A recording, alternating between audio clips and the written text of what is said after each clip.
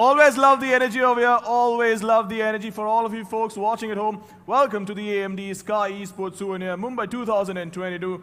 powered by Router, gaming partner Logitech, and gaming rig partner Chroma. My name is Ranjit Mamba, Senior Patel, and of course we've had some amazing matches, some wonderful matches जहाँ पे of course हमारे पास players आए थे, 4 teams खेली है, we had crazy matches, but आज के दिन का इंतजार बेसब्री से हो रहा था घर पे जितने भी फैंस हैं, स्पेशली जो क्रिएटर्स हमारे साथ खेलने वाले हैं.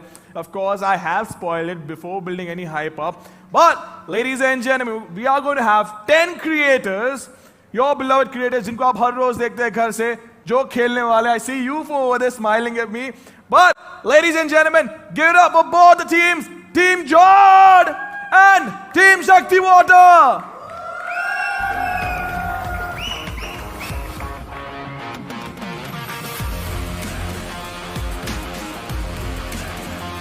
All right, let's have them up on stage as well.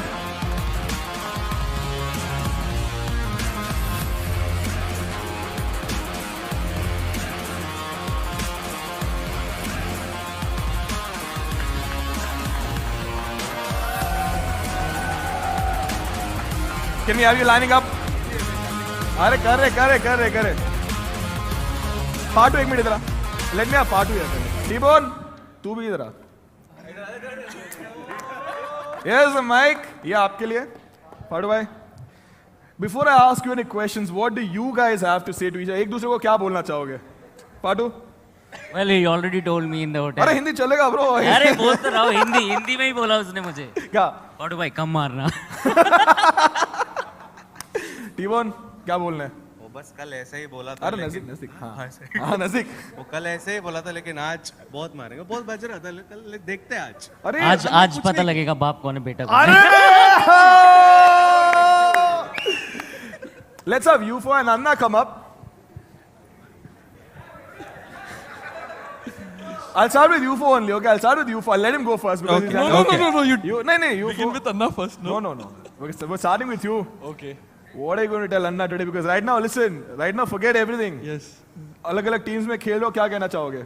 बस सर्वर में रिलेशंस नहीं रहेंगे. तो सैलरी होगा घर पे. आप क्या कहना चाहोगे? यूफो. Yes अन्ना. सर्वर का इन गेम चैट देख ले. Done. Sorted. Ankita, can I have you? Millie, come up. I know you guys are very chill. Ankita, you clapped me a lot of times in the server. Especially Skyesports का tournament हुआ था and we played against each other. So I know you're very scary. Millie, what do you have to say to her? Yeah, she is scary. You can hold it up.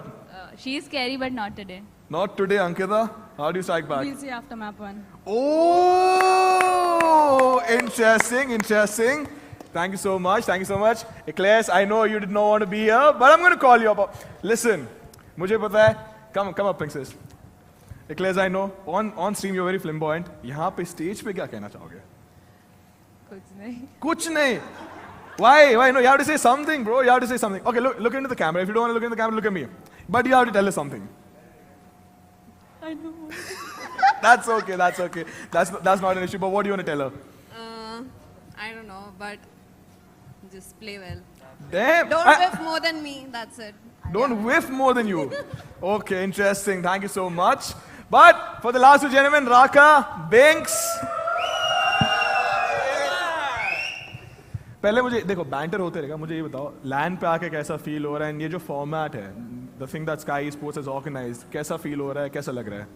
So basically this is my first ever LAN event. मैं बाकी सब LAN event में खेला है, but on stage इतना बड़े stage पे नहीं खेला है. So thank you Sky Sports for bringing me here. और प्रॉब्लम ये है कि आधे घंटे में मैच खत्म होने वाला है, तो 2-0 मेरे हिसाब से आधे घंटे में हो जाएगा. राका हमारे लिए और इजी है एक्चुअली. क्यों? सिर्फ 2 बूस्टेड प्लेयर हैं, 2 फैशन इन्फ्लुएंसर हैं और 1 गेमर है बस. एक गेमर को मारना है. कौन है? अन्ना है ना गेमर. अरे बराबर. उनको नहीं बोल सकते ना कुछ. ये मुझे बता रहे थे कि everyone was chilling out in the bathtub morning में. The hospitality has been amazing as well. तो क्या सीन था? It's amazing. The food and the hospitality is amazing. I so really want to thank Sky Sports. You can be louder as well. But एक चीज अगर T-Bone को बोलना है. क्या? कुछ भी बोलना है T-Bone को. T-Bone एक मिनट इधर आना. Bro. पनवेल 5 को रिप्रेजेंट कर रहा है. अरे दुबई का आज. वो सब ठीक है. जीटे वाले इधर. You have to respond to that. वो गेम में पता लगेगा. Game में पता लगेगा. All right, lads. Good luck to both of you folks and of course the entire team. T-Bone, bye. Chalega, Anna, chalega. You guys can get settled in. The casters are waiting for us, ladies and gentlemen. Yeah. Oh wait, guys. We need you guys to come back up. Raka. No, Anna. We need you to come up again. The entire team. We forgot about the picture. Match ke liye even I'm very excited, but all of you guys can line up and we'll have a quick picture. The casters are ready as well. So boys, take it away.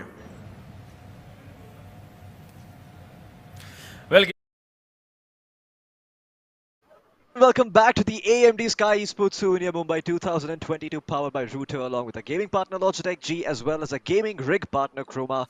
My name is Floki, with me is Universe, and what better way to start the day than a light-hearted match between the content creators? Indeed. I mean, I think this is something that, a lot of fans are looking forward to. And honestly, it's all about the banter between these people. And we just saw it. We just saw that these guys, while they do love each other, they also absolutely love to, demolish each other on the server. And we've seen that not just, on one or two occasional streams. They've got multiple streams where these guys, is the same guys who do end up playing the 10-man customs that they play, and they absolutely just crap on each other. And we as audience love watching that, because it's not just about them telling Jet Day for Jord or all that. It's all about them getting that little bit of the banter that the people love watching between their favorite creators, and of course the funny moments that followed up as well. So I would expect nothing less. I would expect absolutely as much upfront play as possible. They're gonna try and do as much funny stuff. They're gonna try and make the opponent scream. They're gonna try and make the opponent cry. Whatever they can do. And like most of them said to each other, server is where they're going to be talking about all of their stuff. And yep, here we are. Players locked and loaded in the seats, where we're going to be seeing a little bit later on a lot of the players come in as well. For the moment, it is Team Jord versus, was it right? Did I heard? Was it Shakti Water? I actually don't remember. I only remember Team Jord, unfortunately. But what I do know is that, this game is going to be fun, because a lot of these players, a lot of these streamers and content creators, they often play with each other, right? Like you mentioned, Rakazone, T-Bone, Fatu, everyone has had a knack for playing with each other for a long time. And there's always banter that, goes around between them. So it's going to be fun to watch who comes out on top and who doesn't. You can see T-Bone alongside Binks and now on the other side, you've got Euphoria, you've got Fatu, you've got Pinkses, you've got Rakazone, all the big names playing out here. And I like this. We've got a pretty serious day ahead of ourselves today. We got some pretty high action games, so it helps to start a Monday on a light note. I imagine everyone is already stressed at home, so what better way to start the day than with a more light-hearted match? But what map do you want to see being played between these content creators? Honestly, I want to see Fracture. I don't think anything else would suffice. What we have here. I'd say that the only justice that we're going to see today is if we see Fracture, because these guys need to play on Fracture, Breeze, and whatever the third map. Fracture, Icebox. Breeze, Yeah, Icebox? Icebox, yes. Icebox. That would be an amazing map pool for these content creators. While we've seen them online, while we've seen them on stream, absolutely, well, at times have a great time, but at the same time rage their eyeballs out. I think we want to see a mixture of both today. And I think we're going to have a lot more banter than we saw from Global Esports or Enigma, because this is going to be 5 players on one team who know each other very well, 5 players on another team who know each other well, and all 10 of them have been associated with each other for the last 5 years or so, at least from the days of where we've had FPS gaming coming on, from the time Valorant has come in. These guys have been a community, tight-knit community, and here they are now on the stage of one of the biggest events in India, and of course they're going to go ahead and try to be as much demoralizing to the opponents as possible. I agree. I think it's going to be very, very fun to see how these teams end up, duking it out and fighting it out against each other. I think, like you said earlier, because these people have known each other for so long, I'm quite sure there's going to be a ton of trash talking. I imagine there's going to be some IRL trash talking as well. But the one thing I want to see is, I just want to see someone removing the other's headphones just to trash talk, and just be like, make sure that they actually get to hear what they're trying to say. But I mean, I'm very I curious to think see. I think they're pretty loud enough to hear each other. I don't think that's going to be a problem. I think that knowing what T-Bone is, knowing what Fatu is, knowing how Rakazon and Binks are, if we watched any of their streams, these guys shout to the top of their lungs, and I don't think any amount of headphones is going to stop them from, listening to the banter that they have for each other. And I'm pretty sure, I would really hope that they've got some very interesting lines, readied up and packed and kept for today's special occasion, because I'm pretty sure while the amount of love that they have for each other does exist, the insults just cut straight through, and it's what gives that sweet spot to what we all believe to be gaming. I agree. I mean, you're eating a biryani. You don't want it to be mild. You want it to burn your tongue a little bit. You want it to be spicy. You want it to have, a little bit more taste. It just can't be as easy as 1, 2, 3. But yeah, it is Team Shakti Water Esports against Team Jod. Okay. In the first content creator match of the day, followed up by Velocity Gaming versus Enigma, which is going to be a second BO3, and finally Global Esports and Team Snakes duking it out against each other. And of course, these matches can be very, very fun to watch, can be very close as well. So make sure you keep your eyes peeled out. Global Esports, I think they need to have a very, I think it's quite important that they get this victory against Team Snakes as well. And Velocity Gaming at this point, we know it to be a complete certainty that they are for sure out of the tournament. But however, thanks to the round robin fixtures, they will certainly be playing Enigma Gaming. Just for seeding purposes, and we'll find out if Velocity Gaming just have it in them to ruin Enigma's day. They don't get anything out of this but sadistic pleasure. So let's see if they're able to take Enigma down. I mean, I imagine they're probably gonna try and give it their best, because again, just having any sort of win on a LAN stage will be very good, just for the mental sake of all the boys on Velocity. Oh. But I think it's going to be important. But okay, the map selection comes up. It's not going to be Fracture, it's not going to be Breeze, but it is going to be Bind, Icebox, and Split. And having played Bind fairly often, I can say, I mean, I'm sure we're going to be seeing some amazing teleporter strats today. Yeah, indeed. I think we're going to see the teleporter from A to B, and then run back towards long, and then go towards the teleporter again, and then come back towards A and again teleport through. But in all of this, what I'm looking forward to? There's just one way that we're going to see that happen, and those are the knife kills. I think we're going to see a lot of knifing attempts today. And I think there's been one particular person who's very prone to, getting his back stabbed. And while I would love to take his name, he is one of my favorite streamers. I'm sorry, T-Bone, but I think Rakazon is looking for your back today. I'm pretty sure he's... because we've seen this. I think Rakazon has knifed T-Bone about 6 times, 7 times in the entirety of the times I've seen. And T-Bone personally has uploaded videos where he says knife is just a weapon, where he gets stabbed incessantly. So, let's hope that the knife comes through. Most certainly. I mean, it's going to be fun to see how Raka manages to, try that. I mean, how Raka manages to get behind T-Bone's back and get that knife going. But I do imagine T-Bone is going to be getting knifed at least once in this game.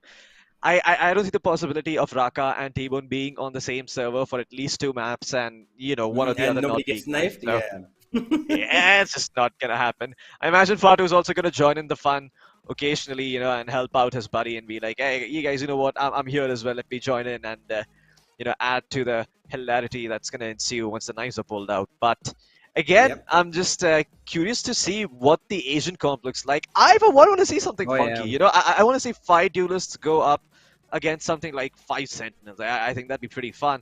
I do think the duelists will not have the advantage certainly in that matchup, but it's going to be fun to see 5 of each go up against 5 of the other. I think 5 initiators versus 5 controllers would also be fun. Go on. I would say that I think that we're going to see a Yoru. I think Binks is going to be very adamant about picking that Yoru on Bind, because I know he's he likes the agent. He loves playing the variety agent pool on on his streams. But let's not forget about one person that I think is also going to be looking out for T1, that is Fatu. I think T-Bone is gonna have a lot of watching over his back today, because if he plays the Cypher, which we all know, he's famous for his Cypher setups on Bind. While at times they have been really good, there have been certain moments where he's got killed by holding the camera in his hands. And we all know that. I think every single person watching this stream right now who knows T-Bone has seen the moment where T-Bone is playing Cypher. He's sitting inside elbow in B side, and he's just holding the camera. He's like, he takes his hand off the keyboard and mouse, and then somebody comes ahead and throws a grenade on him, which he doesn't realize, or somebody comes and knifes him. And I'm pretty sure he's going to watch out his back for not just Raka. Fatu is going to be looking out for it, and as well as Euphoria, if at all anything, because these guys just want the glory, man. They're here for the glory of, getting the knife done to one another, to getting, the bragging rights. And like Fatu said earlier as well, we will see kaun beta hai aaj, kaun baap hai aaj on the server.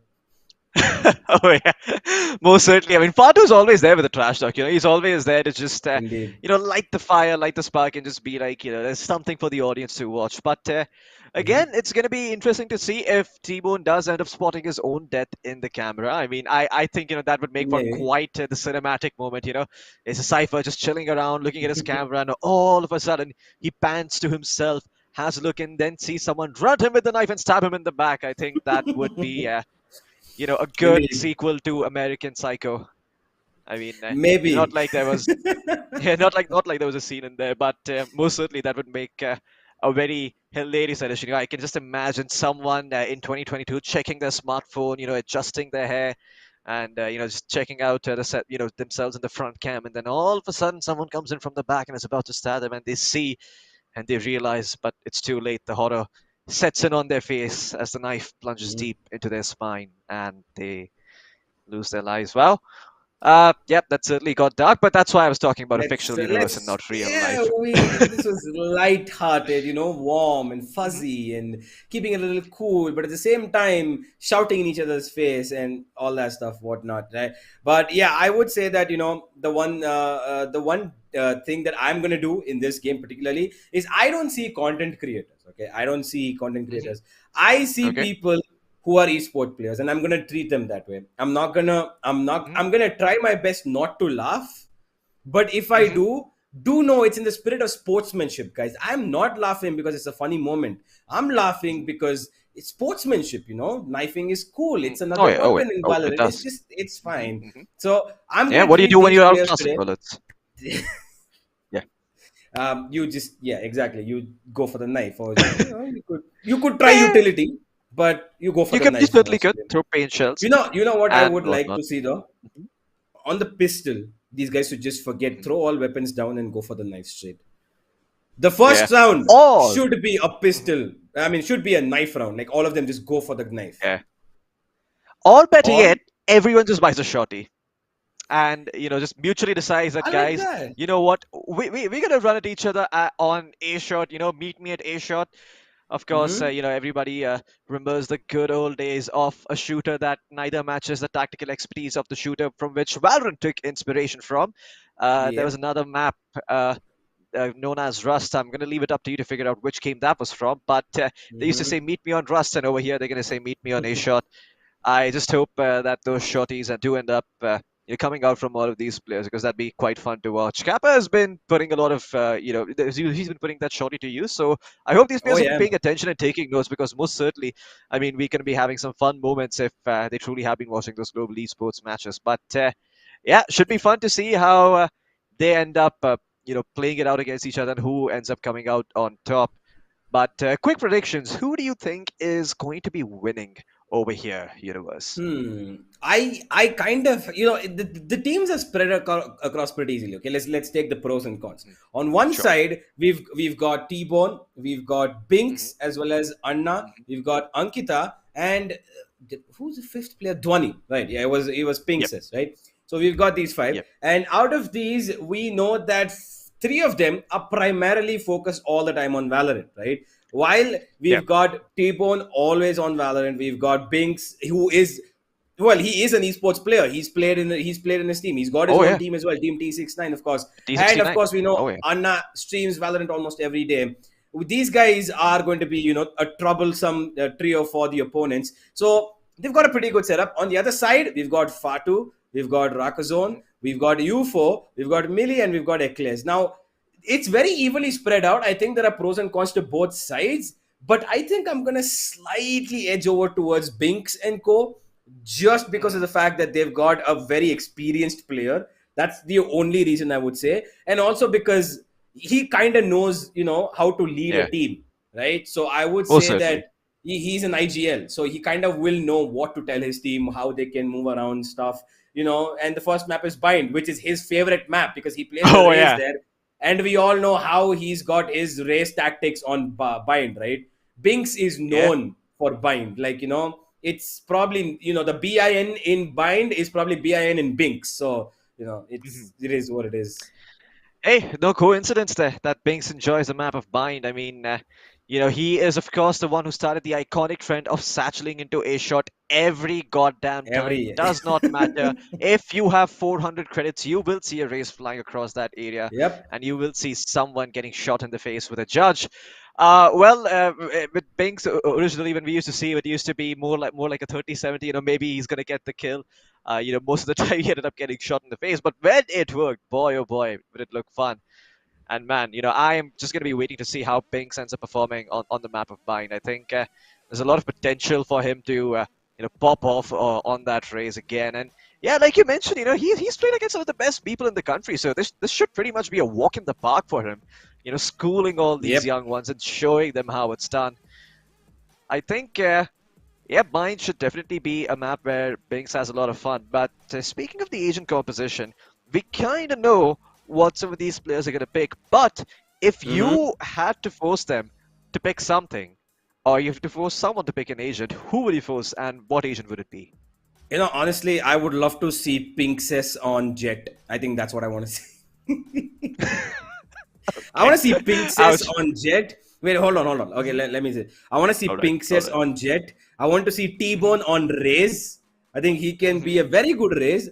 Ankita can, honestly, she plays practically every. I've seen her play, Duelist. I've seen her play Sentinels. She's good at everything. But I think, she loves the Sage. She loves the Sage, so I think she can have that. I want to see Binks on Cypher. I want Binks and T-Bone to exchange their roles. And Anna can, probably play the smoker role if he wants to, or he can play the, KO. Because in this match, clearly compositions don't matter. Whether it's, you've got a 5-man roster where you've got everybody set in stone. There's a smoker, initiator, and you've got, the duelist and everything sorted, Sentinel. Nah, who cares about that? You just want to kill your opponents. What's the best way? You have utility to do it. Get a Yoru, get a Raze. Have 5 duelists going on? Sure, why not? Go ahead. Want to throw in a chamber over there? Make sure. But I really would like to see T-Bone on Raze and Pinkses on Jet. I think that would be an amazing matchup. Yeah, most certainly. I would like that exchange between T-Bone as well as Binks. Just see one person play the role of the other. I mean, it's going to be fun seeing T-Bone discover how those satchels work and, figuring out how to double satchel his way into a side. And, okay, the group up coming out for Team Shakti Water. Go. This is going to be fun. Oh, yeah. No, that's... Well, yep. Everyone's going to be ready to, hop into the server. Spirits are at an all-time high. Metas are going to be defined. Today, we're going to learn new things about the map of Bind that we have never seen before in our lives. And, man, am I excited for this. You can already see the strat talks coming out from Team Jaw. There's the pep talk. There's the roar. And yeah, I mean, they're taking it about as seriously as, G or VLT or Enigma would take their matches. I mean, this is about as serious as it gets for them. For us, it's fun to watch. But, for them, there's probably a little bit of pride on the line. They know for a fact that they're going to be seen. And yeah, already we can see players starting to take a sip of their water. They say that when you're nervous, you should just take a sip of, just take a sip of a bottle of water and reconsider and think about what is it that you want to say next. And you can already see Rakazone and Cove doing that to an extent. You can see Ankita prepping up as well. So yeah, everyone does certainly have a stake in this game. They all want to prove their mettle, but yeah, I don't think they're going to mind as long as they're able to knife Raka or T-Bone, vice versa. Yeah. I think both sides are going to be happy if they're able to do that at least once. It's not really going to matter who wins or loses then. Indeed. And yeah, I think overall, this is gonna be an amazing case of well, I don't know, either insane skill or just plain, you know, Yeah. the words I want to use right now is not really that colorful. Okay, Anna's losing it clearly. Something's really Oh yeah. keeping him hyped up. And Yeah, on even the the other admin in side, the things back are getting was having serious. fun. Okay. Yeah, UFO seems very Yeah. serious though. He's taking this pretty seriously. It seems, compositions and eclairs Yep. also. There's no smiles on the side of Team Jod. They're keeping themselves as straight faced and poker faced as possible. Even far to the one man that we know who loves enjoying his laughs and always wants to put in a humorous moment between anything serious is also pretty serious about this. So yeah, Oh yeah. Team Jod looking like they're in the zone, and I want to see how this works out for them. Most certainly. I want to see how these players are gonna try and figure out the map and how they're gonna try and get those knives going. I mean, I'm sort of trying to think to myself, of that horror scene where someone like T-Bone is just watching the cipher cam, and he's watching the area, but he does not know that someone has leaked into the site, maybe because they dodged the tripwire and they're behind him, and he pans the camera towards him, and at the final moment, someone comes in and knifes him in the back. That's gonna be iconic if it does happen. But yeah, I mean, Okay. I know what a lot of you in chat are going to be saying. You're going to be saying if it does happen, it's going to be scripted, but it's not. I mean, I'm just really hoping to see something like that because I think it makes one hell of a scenario. But yeah, I do see a chamber being picked up here. I believe that is going to be Rakazone's character. It's going to be Rakazone's agent. And Interesting. I yeah, like that. just a few moments until we jump into the game here. Indeed. And it looks like there's already some trash talk happening. T-Bone's getting on his opponent's nerves already, I guess. And yeah, we're all locked and loaded in the server. Ladies and gentlemen, just about a couple of more seconds. We should be getting into the game. But for the moment, it looks like there's already a lot of banter going on between them. Yep, Rakazo, don't worry. We're going to be Oh, watching you. eyes on me. Oh yeah, most certainly. All eyes on you, Watching you. buddy. Let's pick up the Suave chamber here, and oh, I see some familiar faces there in the audience. I see Mamba, I see another very famous caster sitting alongside him. I think that is him. I could be wrong though. It goes by the name of Vivek, if I am right. But yeah, going to Yep. be interesting to see how this 5v5 plays out. And yeah, I have to say, just starting things off, when I looked over to the admin on the side of T1, he seems to be having fun. So spirits there seem to be, quite high. I mean, when you've got so much energy and when there's so much laughter going around that even the admin is smiling to himself, that's when you've hit a chord and you've done something right. And Yep. meanwhile, on the other side, UFO and Raka being all serious about this, trying to taking this with a slight try-hard mindset. Let's see if that is going to be the approach, or if they two are just gonna let loose and have some fun. As yeah, we should be jumping into the match in just a bit, as all the players have loaded into the server. It'll be fun to see what they are going to be pulling out here. And, yeah, Rakazone playing the Suave Chamber. What do you expect to see of him? Do you think we're going to be seeing some nasty Headhunter ecos come through? Well, maybe. I mean, he does have the skill to pull off those eco rounds. And yeah, I think while Rakazon is going to be playing that chamber, I think there's already trash talking going on. Look at that. There, everybody, Binks is typing, T-Bone is typing. The chat's probably going to be filled with as many insults as possible to keep themselves, a little bit entertained. But yeah, Yeah. we're just waiting to see how this all ends up. This is where it all begins for the side of the content creators. Is this the start of their esports career? Oh yeah, most certainly. I mean, this is gonna be very, very fun to watch how these guys match up against each other as well. I think we should be jumping into the game in just a few moments now, and yeah, let's have one final look at all of these players. And you can see Binks, just expounding his words of wisdom to the team, getting everyone in the zone. T-Bone's ready. You can see Ankita being all serious. Binks is focused, and Anna having the time of his life. Just taking it casually. Just another Sunday for him. Even though it is a Monday, he's taking it quite lightly. And that's good. I think it's very important to be lighthearted and, just to have it should not be so serious all the time when you're in these sorts of situations. And even when if you're a competitive player, like sure, like being attentive and being serious certainly helps you make better decisions and be more conscious and grasp a lot more information. But being light also has its perks. You could be losing 8-0. It doesn't matter. You hit the gym in the morning. You feel good about yourself, and yeah, I mean, you're in that mental zone where nothing can touch you, and I think that's. We see a fade. Oh, you see that fade. I like this.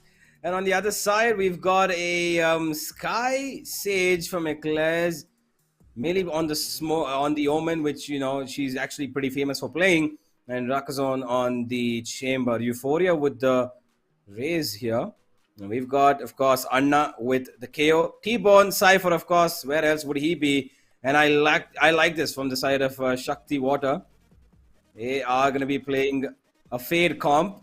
And I think that this is going to be very, very, very interesting because on the other side, we've got Fatu on a Sky, which is something that you don't usually end up seeing.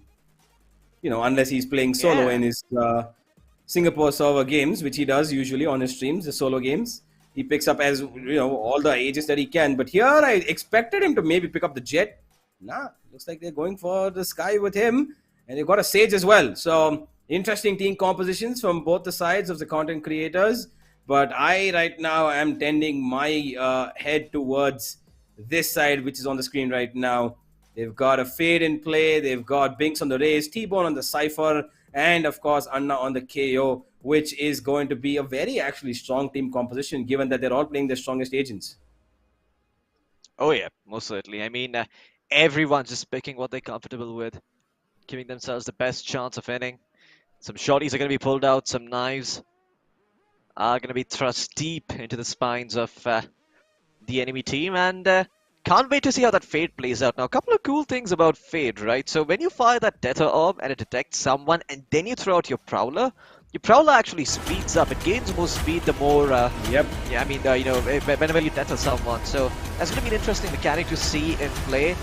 And also just seeing, the default ability of Fade spotting people out with that orb. I'm curious to see how it functions. We jump straight into the game. There it is, Raka. Oh, already on that blow. Chamber. Yeah, lands a headshot through the wall, straight to the dome of Binks. And you can already see, okay, they're throwing out that orb early on, spots a player out towards gardens as they get some gardens control. It's literally 5 players outside there, and well, there you have it. T-Bone doing T-Bone things on the Cypher. Spots out Millie, tags her up, and now he's going to be moving forward for the execution. He will find Millie. The first frag goes the way of Team Shakti Waters, but the wall is going to come out in response from Eclairs. Good job by her to control that part as well. Oh, everyone is just TP'd over here, and yet no one is really able to find the kill. U4, a big flank, is going to be able to find too, and Ankita C will finally put him to rest as she says, sit the hell down, U4, calm down. There's still a game to be played here. It's 3v3. Although the health advantage does fall in favor of Team Jod, but not for long, because Ankita C is going to clean up Eclairs. Still has got the Prowler, still has a bit more utility left. It comes down to the 2v3 between Fatu and Raka. One enemy remaining. Oh, Raka! To clear out that corner.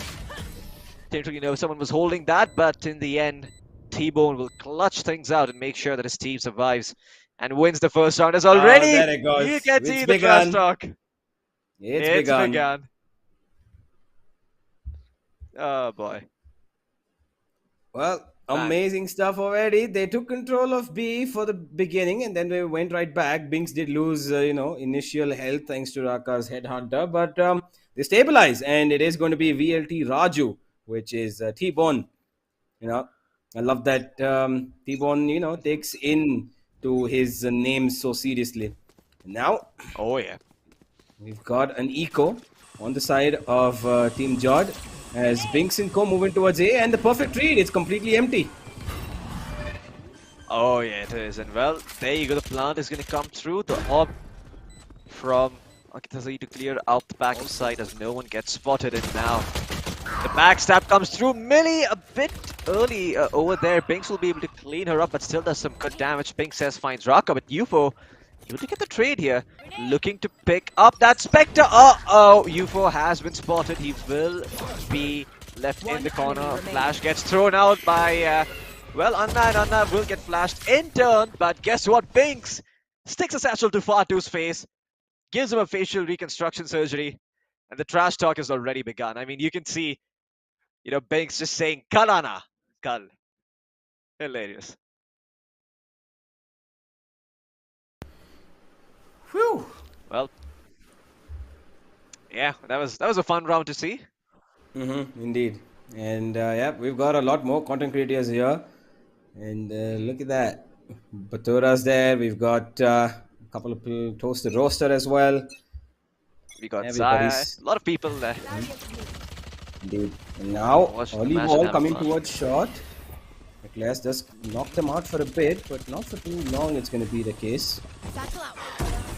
Here we go. Binks Okay, charging well, in. Binks, that's the caught in signature. air. Oh, Indeed yeah. is the signature, but he's caught out in the air, and now that is going to allow a little bit of information thanks to Ankita. And, T-Bone taking a little bit of an extra fight towards Showers. Not going to expect Millie here, will he? No. Throws down the cage and actually runs away. But look at the advantage Raka's got. He gets one, gets the second as well. That's going to be Rakazone taking care of the B side all by himself. And Atu will take care of T-Bone, of course. Gets the revenge that he wanted. Now we've got just a one-man standing. Actually let them get away, and he has a spike as well. He could go towards the B side right now if he wants to, but he's still a little wary of the fact that somebody could be around him. Now he hears the sounds. That should be one, and he gets two, and Anna's done what he should have done a little bit earlier, but thanks to his patience, he's going to be able to give them a little bit of damage. Knife going through to get a little bit of information. The B side is completely empty, which he will get a free plant on if he does walk in, and he's looking like he wants to get it.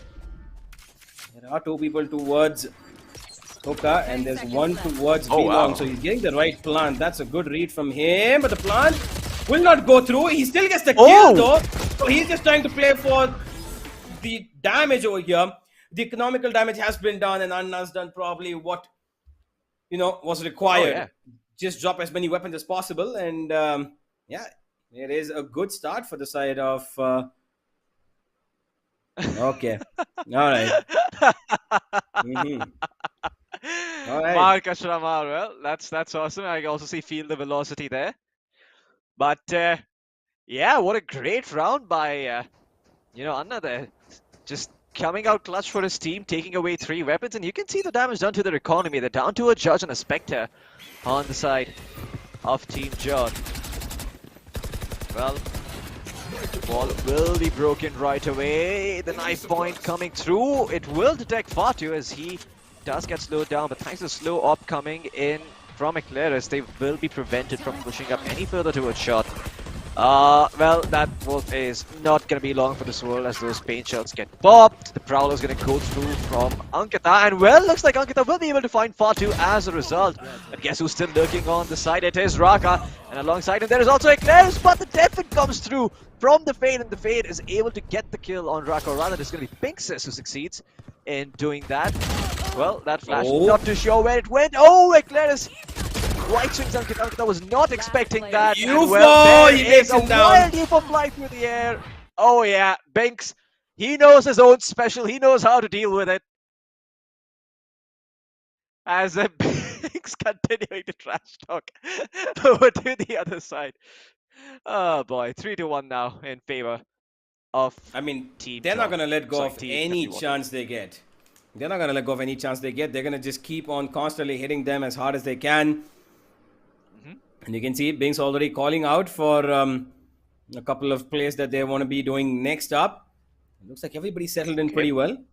And at the moment, I like it is this. a difficult situation for the side of Team Jord. Raka misses that first shot, blinded, and now his tour de force is going to get away from him, but he gets the knife out, and Binks is going to take him down.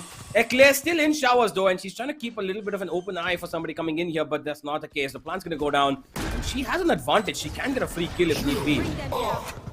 But with Anna's ultimate, which will suffice any utility coming through, Claire is just going to hold down the line over here for as long as she can. Prowler will not detect her, but she gets down Anna, and that is a good kill. Who can be revived? Binks is aware of the possibility of her peeking out again. He's going to try and keep it a little humble for the moment. Grenade flying in from UFO. Backstab coming in as well. And there is a Claire finding to herself. Binks with the showstopper. God. And this time, it is not going to be a UC. Oh my god, Binks with the showstopper. They're finding two, clutching the round out. Great play by him, making the necessary sacrifices there. They did not revive on that. They let him be on the ground. And well, looks like the side of Team Jord was a bit too eager to capitalize on that frag on the KO. You know, everybody does fall into this trap commonly when playing in the pub. Well, you see a KO who's altered, he's taken down. All of a sudden, you don't want to let them, res the KO. But everyone gets a bit too eager to deny that and walks straight into the spray by Millie. And on top of that, you also had Binks clutching things out. UFO will find the first frag straight onto the KO. And now out of commission, that is going to mean a lot less information for them. And also, they're not going to be able to really do much without those flashes. Their entry potential severely limited. Oh, UFO, great shot again. That's Binks going down, and now he's looking for the third as well. UFO gets it. T-Bone just walks out into the open, even though his cage doesn't protect him. He knows that there's a player on the back of side, but that cage was just misplaced. UFO gets a fourth as well with the grenade of all things. And now UFO looking for an ace. But Ankita's gone way far away from him. And she's going to be hunted by... Where are you? Millie and Raka. Oh, yeah. UFO comes out. UFO does not get the ace. But he does have his team covering up for him. Raka gets the final kill. And what a round from Euphoria with their operator. Oh, yeah. Great plays coming out here by UFO as he clutches out the round with 4Ks from the operator. There you go. He's giving it back to the other side, howling at them, shouting at them, letting them know that he's not afraid. He'd take them on any day. And you could see, like, I mean, the side of Team Shakti Waters, they kind of wanted to hammer it home, you know, that even UFO might be opting, they'll still go for that safe side. They'll still fight and try and take the W there. But, yeah, at the end, they did get cleaned up by the operator. And, well, I think a bit more respect is due towards UFO. Indeed. And towards that operator. That grenade kill was, well, I did not expect that to come through, but it did. And while he deserved the ace, it is still the side of Shakti Waters in the lead. Just the one round that they were able to put up thanks to UFO. A little technical pause has come in, but we should be getting back into the game immediately.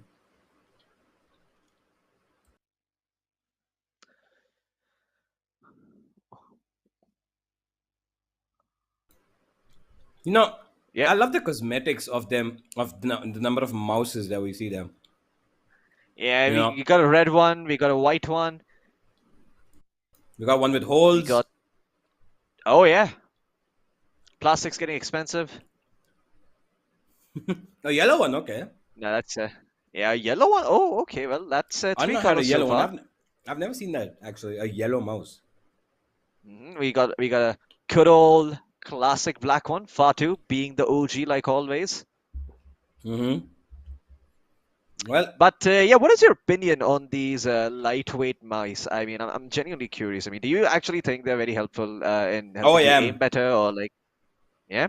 I mean, have you even looked at the Logitech G Pro Superlight? Like, oh my god, it is amazing. It is a product worth its money. It is absolutely brilliant. Most of the pros right now are using it, and I can see, there were multiple stories being put up in the past as well, where I think it was Excali, Right to Ace, many of them using that, mouse. Amazing. That mouse is given its name Superlight for a reason. And the way it works is like you don't even feel like you have a mouse in your hand. It's so smooth and free flowing, and it's really good. You guys, if you guys have, an idea, if you can buy it from anywhere, do go ahead and try it out, because that mouse is amazing. And I don't mean that in any exaggeration. I've always been tempted to try out these lightweight mice, but My only issue is, my skin just feels all tingly when I look at them, and just putting my hand over them, it just makes me feel disgusted. I'm not too sure why that is, but yeah, I have a severe disgust for mice that look that way. That eggshell design, it just, yeah, it does weird things to me. Well, the round's back up now, and we're back in the game. We do have a 2-4 score line, and U4 this time looking for success towards the A side along with his team. He is right towards A shot, throws out that boom bot to clear out angles, and now Millie's been detected in that corner. They're looking to spam her, but she's going to be surviving because she's a little bit in the safe corner. She's right behind that little cubby pillar right there. Now the Showers push has been silenced for a bit. They've heard Euphoria's operator here, which means that they're going to be a little passive about how they approach it. But look at Binks. He's actually crawling in towards B. Hookah. He's lurking in. And while Eclairs has walled that off, it is going to be him just looking out for any sort of openings if possible at all. Fato's here as well. They're slowly making their move here. And it looks like they're just going to hold on for a little bit longer so that information comes through. U4 probably going to be taking out T-Bone in a fake that we see as the real force comes in towards the B side, and Fatu will delete Binks mid-air. Sentinel takes him back. Eclairs to respond in kind, and Eclairs respond in kind twice. Looking for the third, but it's going to be U4 to shut it down. And another great round from the side of Team Jod. Yeah, what a play again. Team Jod just ripping it into the enemy team. As well, Team Shakti Waters starting to, just be a little more silent. I can see Binks trying to focus more on the game, trying to actually win. As everybody just tries to wrap their head around what happened in the last round. It was a bit of an eco coming out for the side of Team Shakti Waters, so now is when they truly start to took those rounds up. But right away, a change up in pace as UFO is going to be able to find a pick on the back of that operator. Takes out his boss. Anna has been up. Oh, Raka gets blinded, gets detected as well, but still holding that corner. As Anna thinks says find UFO and Fatu. Raka going to be able to stop the aggression towards Hookah with that Vandal. Takes down Binks.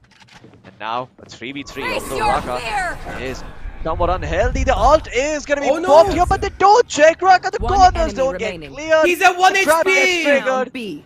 And Raka will be able to find 2 as a result. Now it's only Princess, and she's got a 1v3 against her, and they expect this here. Raka's being healed, and Raka finds a 4K. And of course, this team loves it, and they're going to be shouting up and howling at them. Great set of rounds.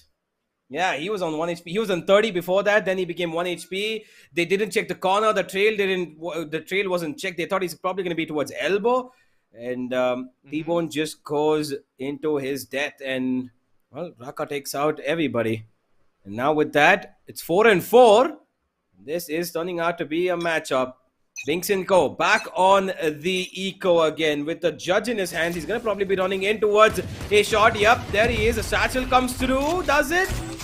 Goes in right towards Eclairs. He gets far too, but Eclairs is right behind him. He misses him. The revive comes through. Doesn't matter that the 1 kill has come in. It's going to be immediately revived. The Uno reverse card here.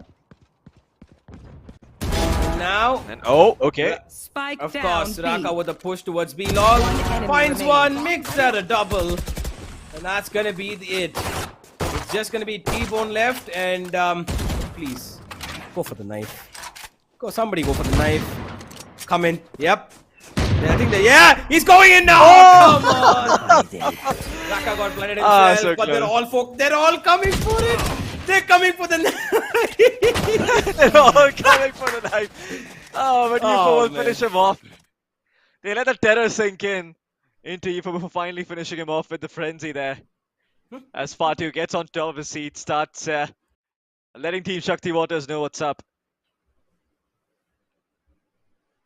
Man, that was hilarious. Just watching, just watching T-Bone try to survive for his life. Man, that knife would have come through. It would have been insane. I would have loved it. But hey, we've got what happened so far, and that is the fact that there's a comeback being made by Team Jod. as they've put up 5 rounds now. And in the lead, UFO misses the first shot. The grenade goes in through to try and keep himself a little relevant and keep the opponents at bay. But the boom pod comes through. The Tasmanian Devil also, UFO misses another. And this is Binks getting room to survive. If you let this guy wriggle in too much, he's gonna cause problems for you. But look at where Fatu is. Oh, yeah. This little corner here, he's been spotted, blinded, but Binks can't do anything because he's covered off by 2 different angles. He will be spammed upon if he goes to find Fatu's kill there. Now they've let just Binks stay in that little U-Haul corner while the rest of the team actually moves away from here. Yeah, and now, well, bit of an awkward pause as they did get control of A shot, but they have left Binks to lurk around here. This could be massive. He's giving all that information to his team, letting them know that there are 2 people rotating in. But UFO Zop, it still might end up doing a lot of work. No, they end up taking the teleporter back towards A instead, and Binks is going to be able to find Raka as a result. Still lurking in the A side as the defenders on A. Gonna be scared as all heck. Fatu trying to take a fight with that flash, but will not succeed. Ankita and T-Bone clean that up. And now the plant goes down as T-Bone tries to wrap around and try to make something happen. He doesn't really need to do it much. I mean, at this point, everything has been done. The onus is on UFO. The showstopper comes out, but he doesn't see. Well, he sees T-Bone. Gets the kill here. Millie is able to get one until Binks is. I mean, sorry, Binks is able to. Oh, never mind. Binks didn't get anyone. It was Millie who just cleaned up there. Oh, Millie! Another orb will be down, but UFO. Yeah, kind of messed up the names over there. It was UFO. Yeah. Now that's quite a number of. I think they just hit about 6 rounds in a row here, or 5 rounds in a row actually. They were 4-1 up, and now they've gone down 6-4 here, Floki. This is heartbreaking for the side of Shakti Water, and clearly the Shakti is not present in this team at the moment. They've lost a lot of rounds in a row, and they need to try and stabilize things for themselves. And the only way they're going to be able to do that is not buy in every single round, because they're forcing in again. Bulldogs, Spectres. Oh, you gotta be careful. And UFO's ready for a peek here.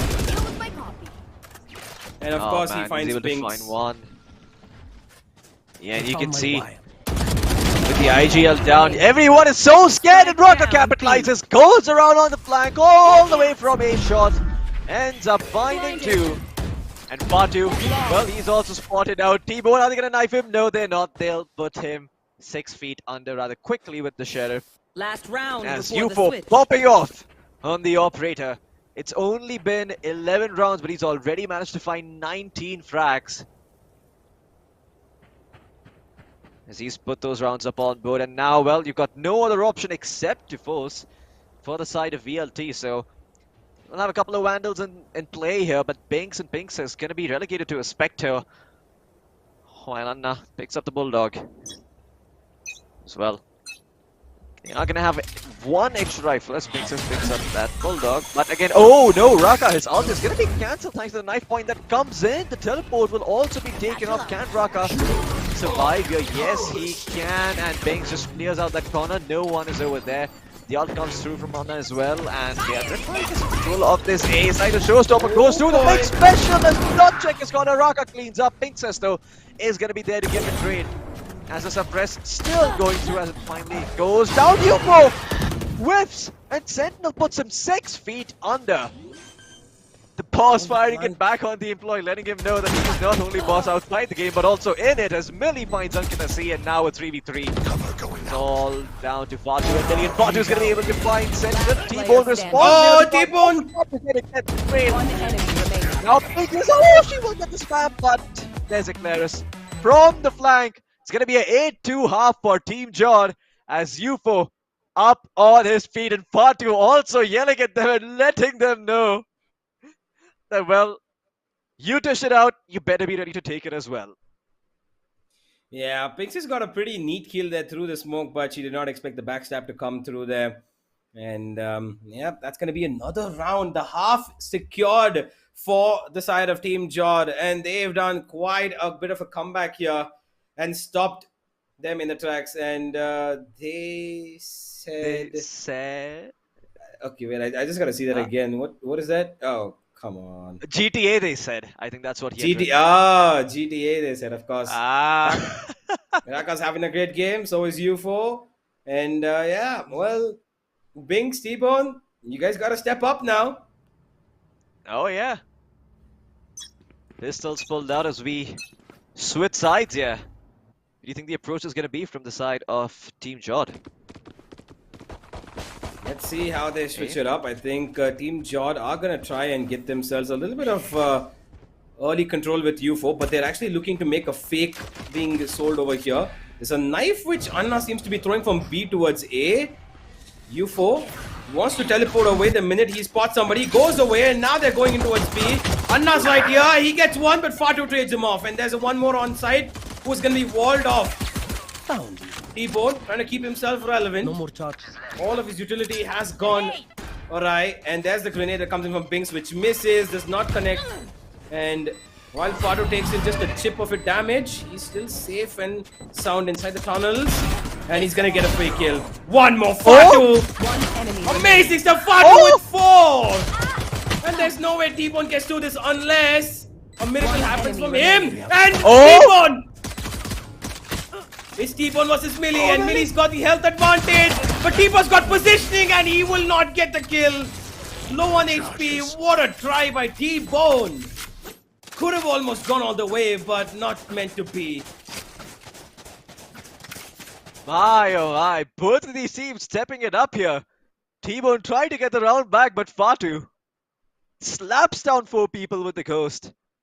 And Team Jod getting the win there on the pistol. As you can see Millie trying to focus on this game, trying to make sure that she's able to contribute to the success.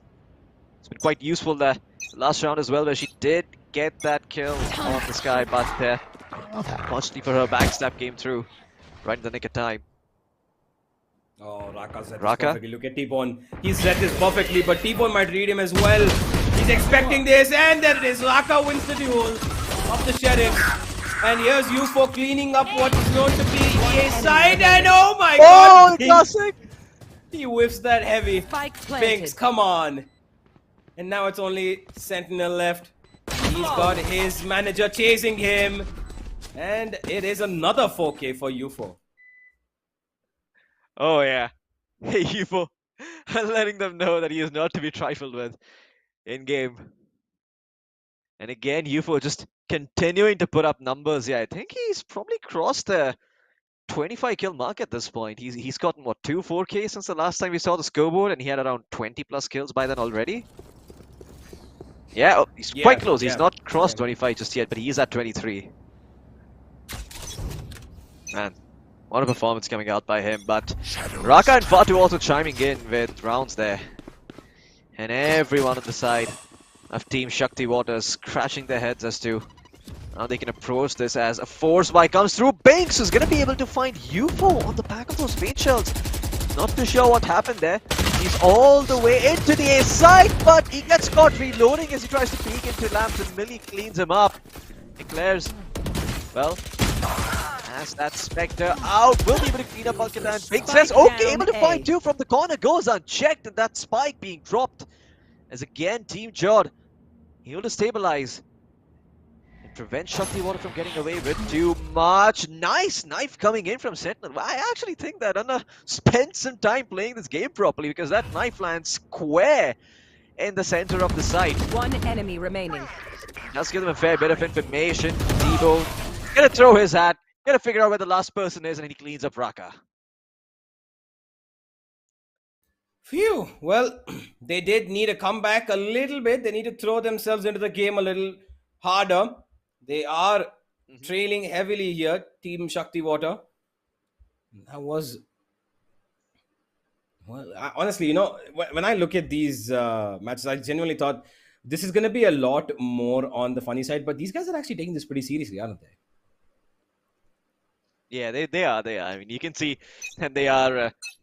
trying to win here. I mean, it's not just about having fun. There's a little element in them that they also kind of want to win.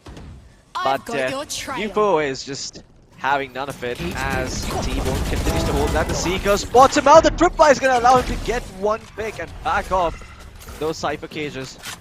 prevent them from passing forward. Here, Millie faking it out with the Shroud and Step as well. Fade ability comes through, allows him to spot out the player, but Binks is there on the flag. No, Why would he have the grenade? What? Oh man, Ay, Binks. ay, ay, Binks. A bit too eager to cause a bunch of explosions. And well, Fatu explodes his cranium there. Millie holding on to corner. Is she going to go unchecked? Well, she's going to be able to find one. Does not have the shrouded step away, so has to fight this angle. Fatu comes in to help her out. And well, Millie will be suppressed. You can see Sentinel trying to move forward and take out Millie, but Fatu will be there to provide cover. And again, they will take the teleporters, make their way towards A, but again, this might just end up being the double teleporter strat as they're now going all the way back towards Hookah. Trying to find a pick, but no, they've given the sound cues. Fatu has his knife out over here. Millie's also going to get caught off guard, but no, Millie's able to chime back. Ankita is going to get cleaned up, and now it comes down to a 1v1 between Millie and Binks as a battle of the omens. The smokes will be laid down, the spike will be planted with 10 seconds remaining on the clock. The paranoia comes through from Binks. Millie, is he going to take the duel? But Binks cleans her up. Millie did not go for the spike plant. Tried to go for the aim duel instead, and Binks' relentless aggression does manage to punish her.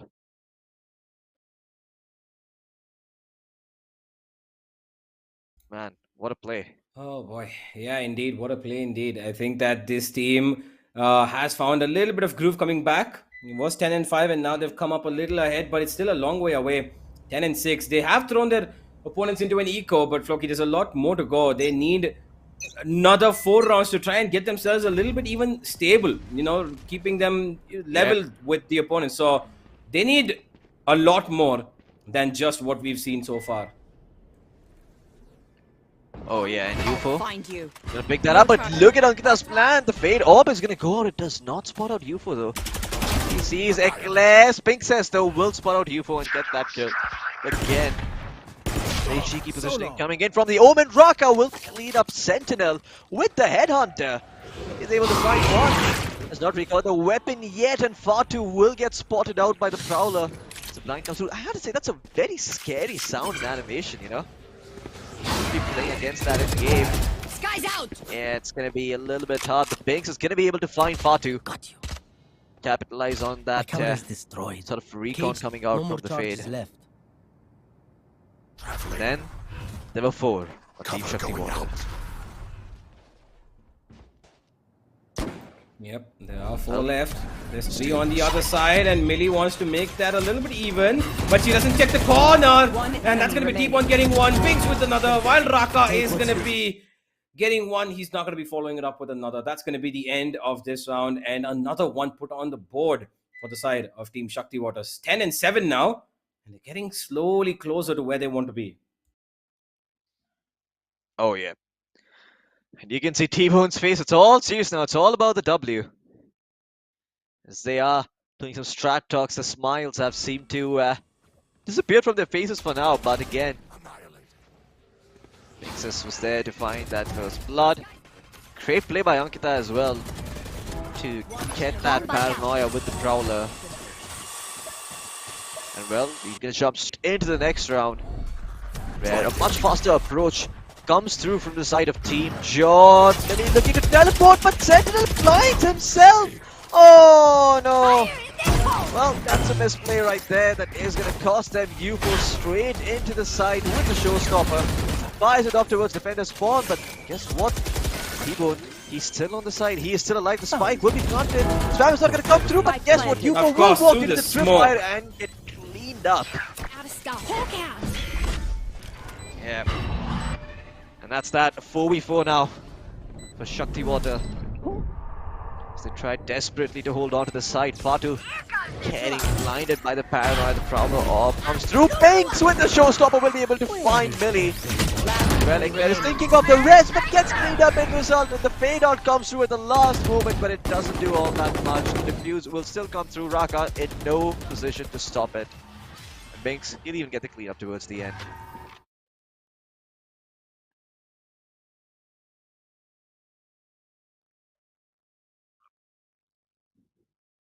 Well, Raka a little bit late to the party.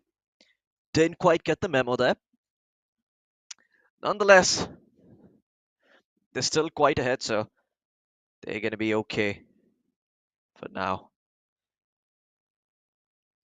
As well, Binks, he's also letting his team know what they need to change up in order to win. UFO this time around. Towards a shot, trying to find some control, but constantly being denied by the Omen. Well, the flash comes through from under, but again he ends up blinding himself and backs off. But there is a tripwire in position, and Raka, his teleport will be denied thanks to the knife point coming in. Well, question is, are they going to step into the teleporter? No, Princess again holding that box so cheeky on the Omen. She finds another, and now Fatu. Binks is going to be able to clean up Fatu. Eclairus will get the res on Raka. And Sentinel, well, going to pop the KO on, but instantly gets popped in turn by Millie. Still no abilities available on site. The Prowler will get destroyed. As you can now see Millie try to make her way towards Elbow. Get some control of that part of the map. Raka playing out front. The orb goes through, but it only latches onto Eclairus as she gets DK'd. As one is marked, and Raka, that's the perfect setup for him to bounce. But Binks comes in from the fly and takes down two. The 2v1 now in favor of Team Shakti Waters as Team Jod. I'm not too sure where Millie went. She teleported towards Hooker. She needs to take her out Omen before he gets the defuse, but she won't be able to stop Princess, and that's it. Round's done and dusted.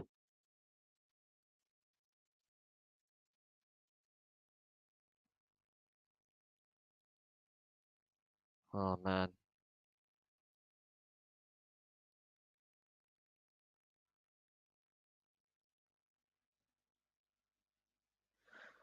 What a play coming out from the side of, well, Team Jordan, Team Shakti Waters.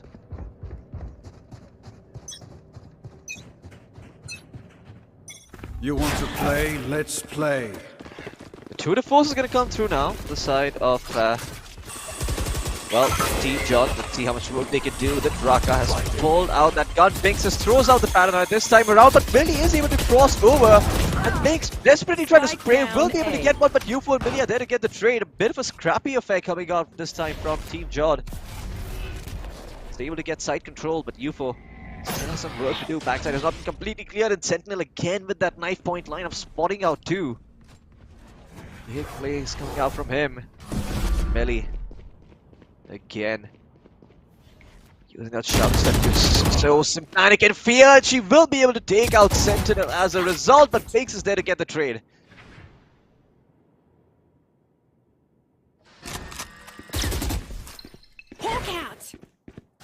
Well, Flash gonna go through from Fatu to get some information, and he will find some facts about that mission. That's all he's gonna get for now.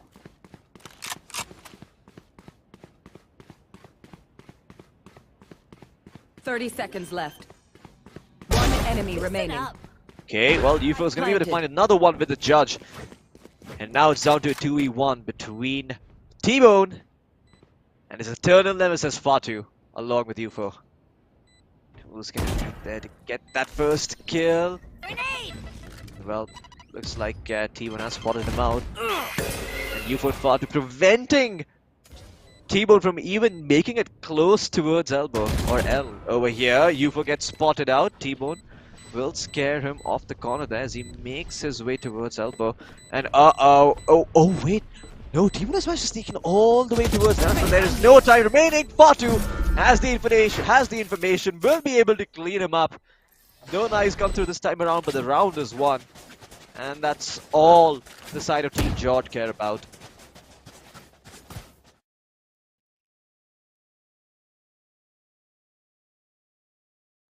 Man, I have to say Team Shakti Waters definitely seem to have quite down there a little bit. The score has been evened up almost. 11-9 now in favor of Team Jod. It has more than evened up actually. Team Jod has taken the lead and just 2 rounds away from victory.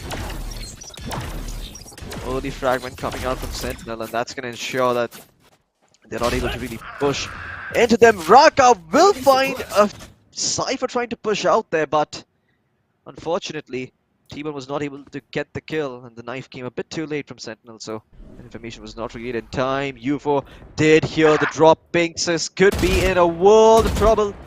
She gets spotted out. UFO gonna let go of the boom bot, and well, she will be revealed like Calcutta. Oh no, cleans up UFO.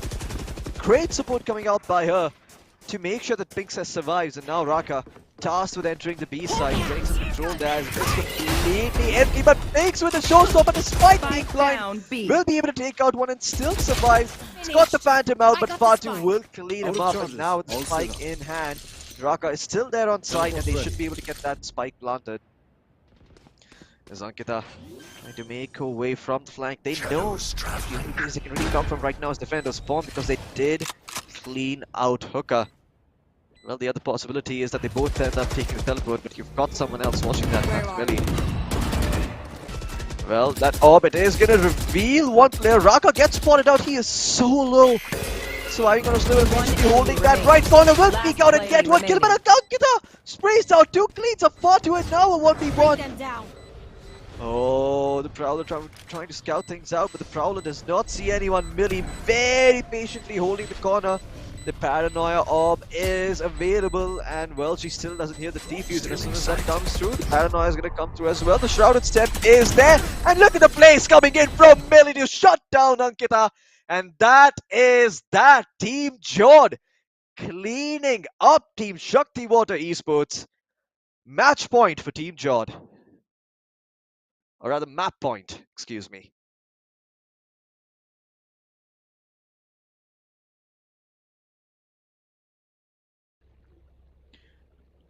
And well, looks like we've got the final round in our hands, and UFO and the boys are about to pummel the side of Team Shakti Water Esports. Team Jod almost there. Daffy, heard you loud. I heard you loud here, buddy. How you doing? Spike down A.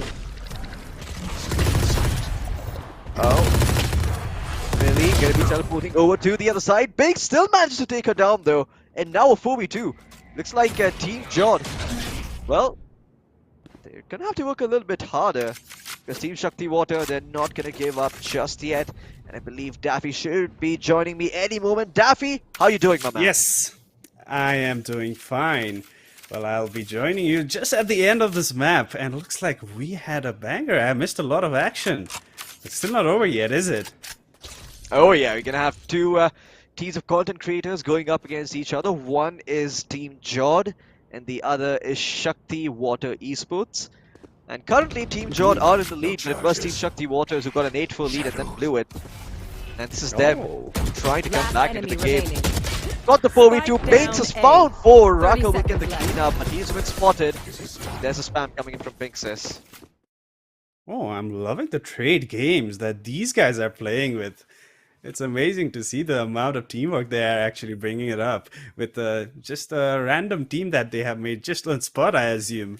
Well, it looks really amazing, and the match is very close, 12 to 10, and it looks like it can go all the way to OT right now. And this is the first map, I believe.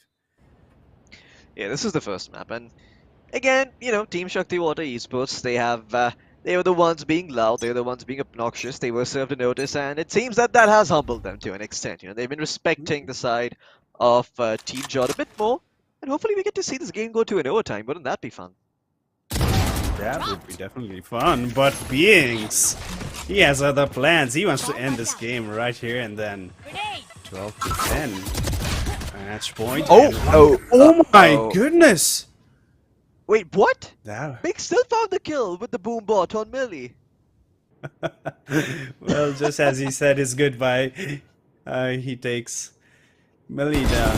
And now Ankita. Oh, what an angle. I love that off angle. Fatu did not expect that. Just walking into the crosshairs. Shakti Water Esports still have hopes to make it to overtime. Oh, that orb. I was hoping the resurrection might come online, but I think it is not going to be enough just yet. Maybe a kill or two might get that activated, and maybe the resurrection play can help. One enemy remaining. Some Sentinel. Wow. Beautiful. Wow. Yeah. Actually impressed, actually. Not even one rounds properly that I've seen. I'm already impressed with what these guys are showing. Mechanically even. It's amazing. And well, 12-11. Overtime, it's coming. I feel it, Floki. I feel it. It's coming. I mean, I really don't want to be the one to say this, Daffy, but you might have just jinxed it, man. The casters, because it should have been in the back of your mind. Oh, boy. Yeah, fingers crossed, though. Every toe and limb and, fingers that exist in my body are all crossing each other right now. So I'm hoping it goes to overtime. But, well, look at that. UFO's very, very keen on finding, or rather, Binks is very, very keen on finding a kill, but that showstopper finds nothing. Oh, and Sentinel is going to be able to find Raka in turn as UFO gets Binks. 1-1 now. An interesting call. Well, Team certainly. Jod, 4v4 still. Interesting approach. And UFO already, look at that. Showers control was given up and they have already made their way towards that A side. But they are making their way towards that B side. There's no way they expect this. Sakti Water, 3v3. But they have no idea. I think now they have a clue. On Keta on the flank, she's probably gonna know. And she has an ultimate available as well. The Fade's ultimate is insane. It will give out all the information needed. She has every ability needed as well. And now the resurrection right in front of her.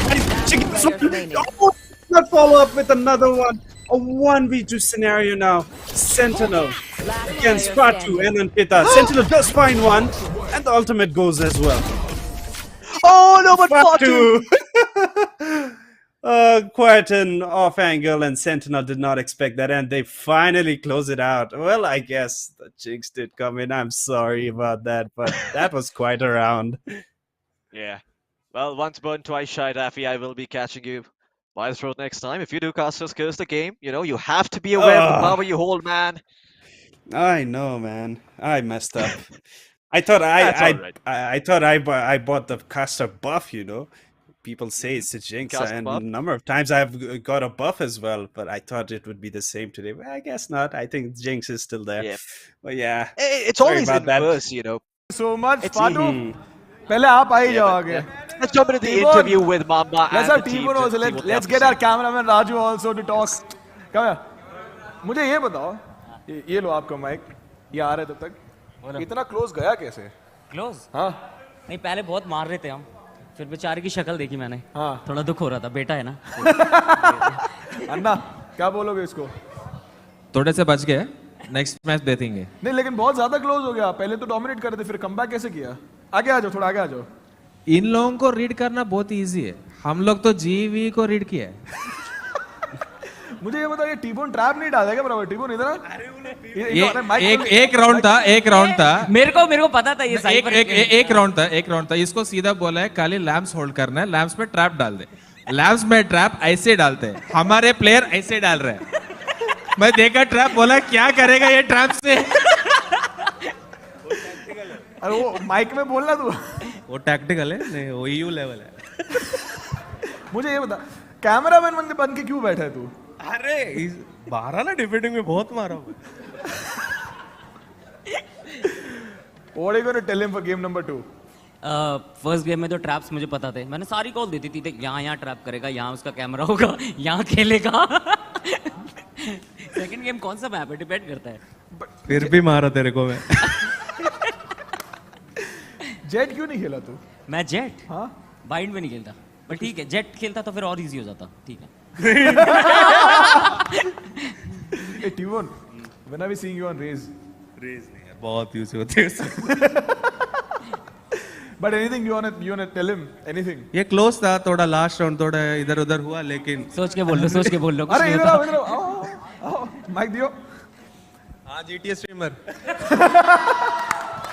क्या धुलाई हुई? अभी मारेंगे. But कल Mario. कौन दे रहा था? फाटू.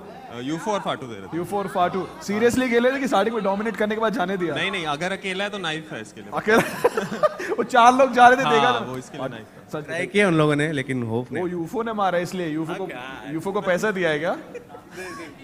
But But no, thank you so much, guys. You guys can rest. You guys can freshen up as well. We'll go back to the casters. They'll break it down for us. So, boys, take it away.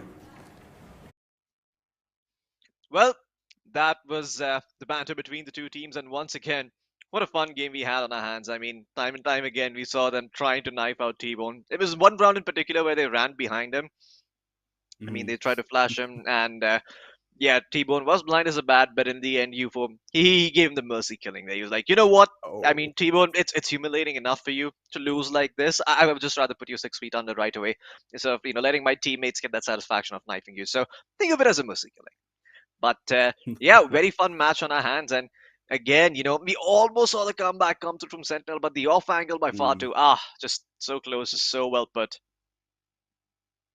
It just managed to catch few rounds in the end, and it looked like a banger. I probably missed it out all, but well, the ending was very nice as well. Went all the way to a 1v1, and that is really amazing to see. Sentinel, he almost had it. He popped his ultimate as well, but that corner, that Fatu, very aggressive. You do not expect players to hold such an angle, such aggressive angle actually in a 1v1 scenario, and Fatu just managed to take him out and well, closed it out. Well, that was the first map. We still have second map left as well. Might even go all the way to the third. What do you think? It certainly could. It certainly could. I mean, I'm very excited to see if it does go to the third map. But before we move on, I do think we're going to be having Icebox on the card, and that's going to be a fun map to watch between these two teams. Because once again, Icebox has a lot of room for some very creative and some very interesting plays. But for now, let's jump into the highlights and see what went down in the game. And it's going to be good for you to as well to catch up on the action. It started off with Team Shakti Waters completely demolishing the side of Team Jod, by the way. Wow, it does look like it. Wow, Judge in the early rounds already. That is something I'd love to see on Bind. And yeah, well, they were 4-1, as you can see. Team Shakti Waters, they certainly applying the pressure, but then UFO, he picked up the operator and he started hammering it home. I'm surprised to see no Jet actually, and they are playing it so well with the Raze. A lot of players and teams even have adapted to this Rage as the primary duelist on Bind, and they have been doing it well, and it looks like everyone's holding it well as well. Even using that operator to the fullest. Wow.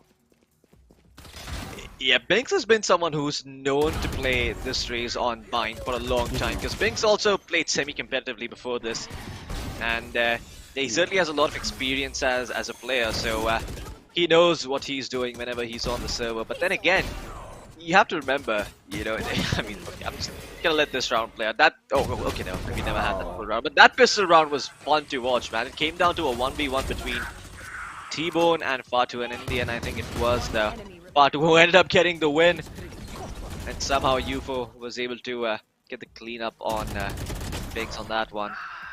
But yeah, overall, Team Shakti Waters, they got that lead early on, but then when Team Jod started to fire back on all cylinders, they did not stop until they turned Shakti Waters' face into a mush. And Shakti Water, they had the chance of making a comeback there towards the end, but gave away a few too many rounds early on, and that ended up costing them later.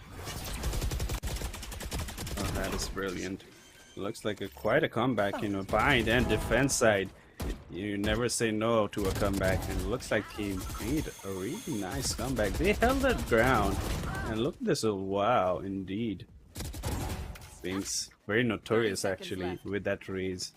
Becomes a menace. The utility usage that he has on this agent, he's pretty much mastered it. He can easily play it at the pro level as well, and he has actually beaten the top teams as well, representing Team 69. And even here, bringing that level of play, it was going to be a problem. And I think that did show up on the defensive side, but it's just not enough. Yeah, and again, I mean, we saw Team Shakti Water make it really close. It was a 4v4, it was a 3v3. And well, at the end of it all, it was Team Jod who ended up taking the win there, although by a very small margin, I must say. It was just one round. They were just one round away, Shakti Water Esports, from taking it to overtime. So they might want to refine the play just a little bit and, make sure they don't give Team Shakti Water that same room to work with on the map of Icebox. It's going to be fun. I mean, I had a lot of fun watching Yupo frag out with the operator, just shutting everyone down.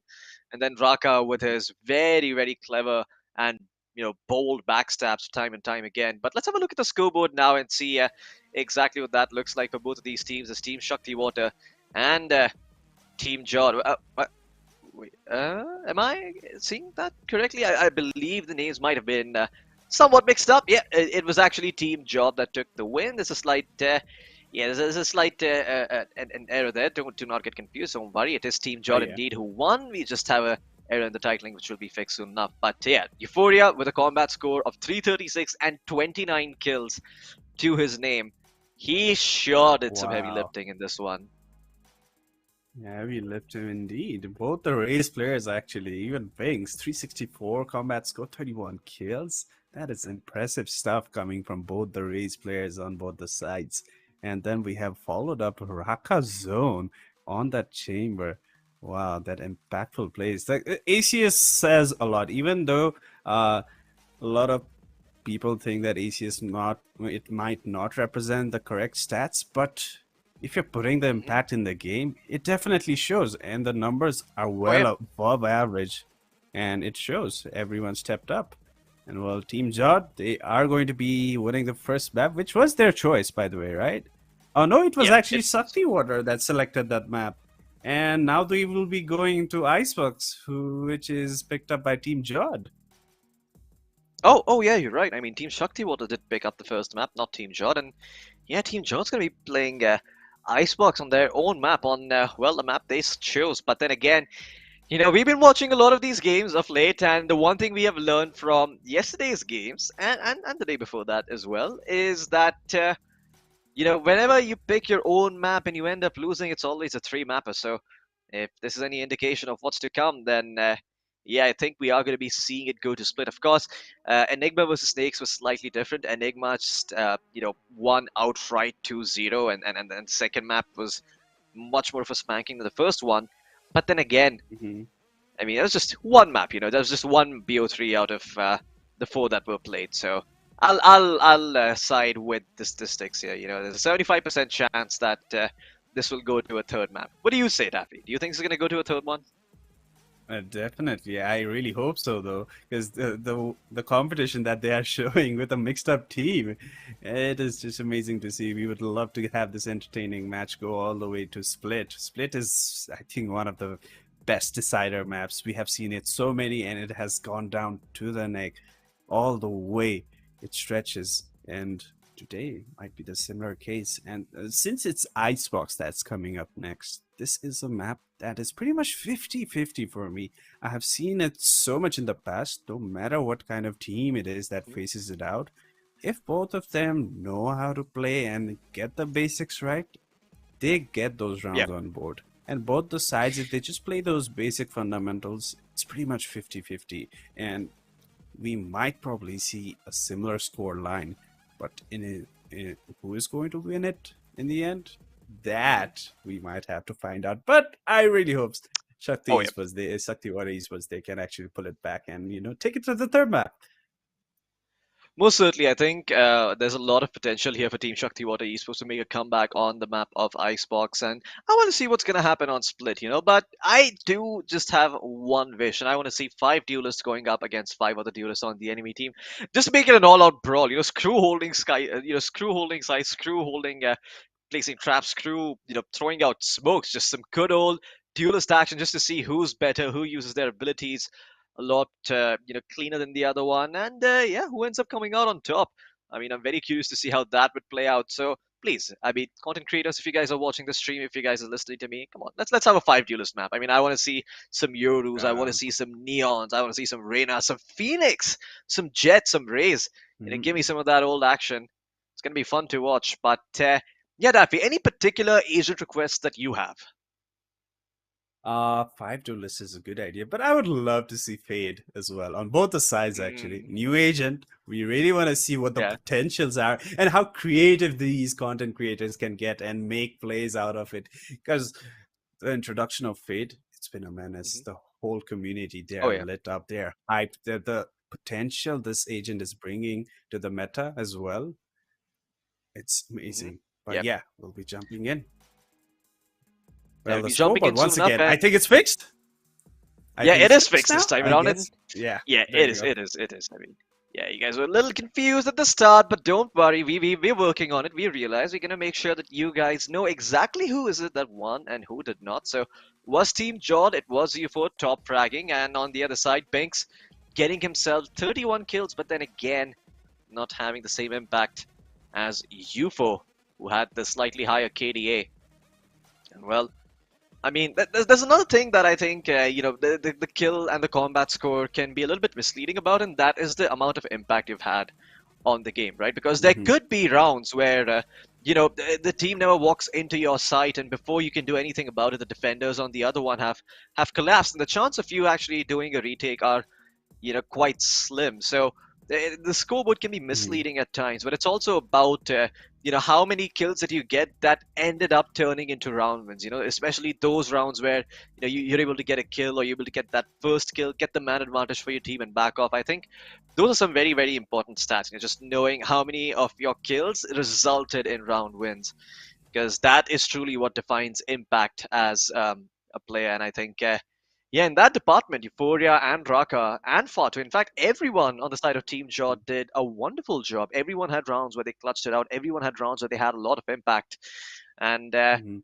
yeah, I mean, Team UFO, I'm calling them Team UFO, but they are Team Jod because UFO was top fragging there. If they Yeah, continue he to put this carried it. performance up, well, I'm going to be a little bit scared if I am Team Shakti Water Esports. Time to take it a bit more seriously if I were Binks. Think about this as a professional Mhm. game. If you do want to win. Indeed. Yeah, indeed. This is a very high level gameplay that they're going, and it's by Icebox now. Jumping into Icebox, it is going to be a bit tricky. And knowing that Euphoria is fragging, Fatu is fragging, and then you have Raka Zone as well fragging on that chamber. If you frag on such duelist potential agents, which chamber is, it Yep. is Sentinel as a role, as it is title, but the way you can play it as a duelist, you can get into aggressive positions on defensive side as well. You can just get one and just get out of there and just reposition and try to get somewhere else. There's so much potential, and Rakazon is making those impactful plays as well, and he's getting those kills on board. It kind of gets Mm-hmm. scary, if everyone starts It does. fragging. Well, Team Jod, they are in for a battle, and I think they might have the slighter edge going into the next map as well, where Icebox is going to be a long range fights. And by the Mm-hmm. looks of what we saw in the first map, they seem sharp. If they can carry on that aim into the second map as well, I think it might be a easy game for Yeah, them as well. But most certainly. let's see what Yeah. Let's happens. You see. never know. You never know. Fingers crossed, man. I want to see it go to three Hmm. maps. I want to see what's going to happen on Yeah. Split. I want to see some good old breach action. But yeah, I do Hmm. wonder what's going to be picked up on Icebox, because Icebox is again a map where it does reward you a bit more for strategy. So the team that is a bit more coordinated could end up taking the win. If anybody knows how to play Viper on either of those teams, that's of Hmm. course going to be a very very big advantage for them. And I know Yes. everybody just hates that playing that role. I mean, it's a very thankless role. Not gonna lie, playing Viper Hmm. on maps like Breeze and Icebox, right? Because you're pretty much a necessity. Everybody would Hmm. like to have a Viper on their team because it makes the game so much Yeah. easier, but nobody wants to be that Viper player. Nobody wants to be the one to throw out the wall, to throw out the poison orb, at the right place, and be like, all right, guys, you've got some semblance of cover. Let's get the spike down. Let's take some frags. Let's get control of the site. So, yeah, whichever team has the Viper, I imagine they're going to do a little bit better.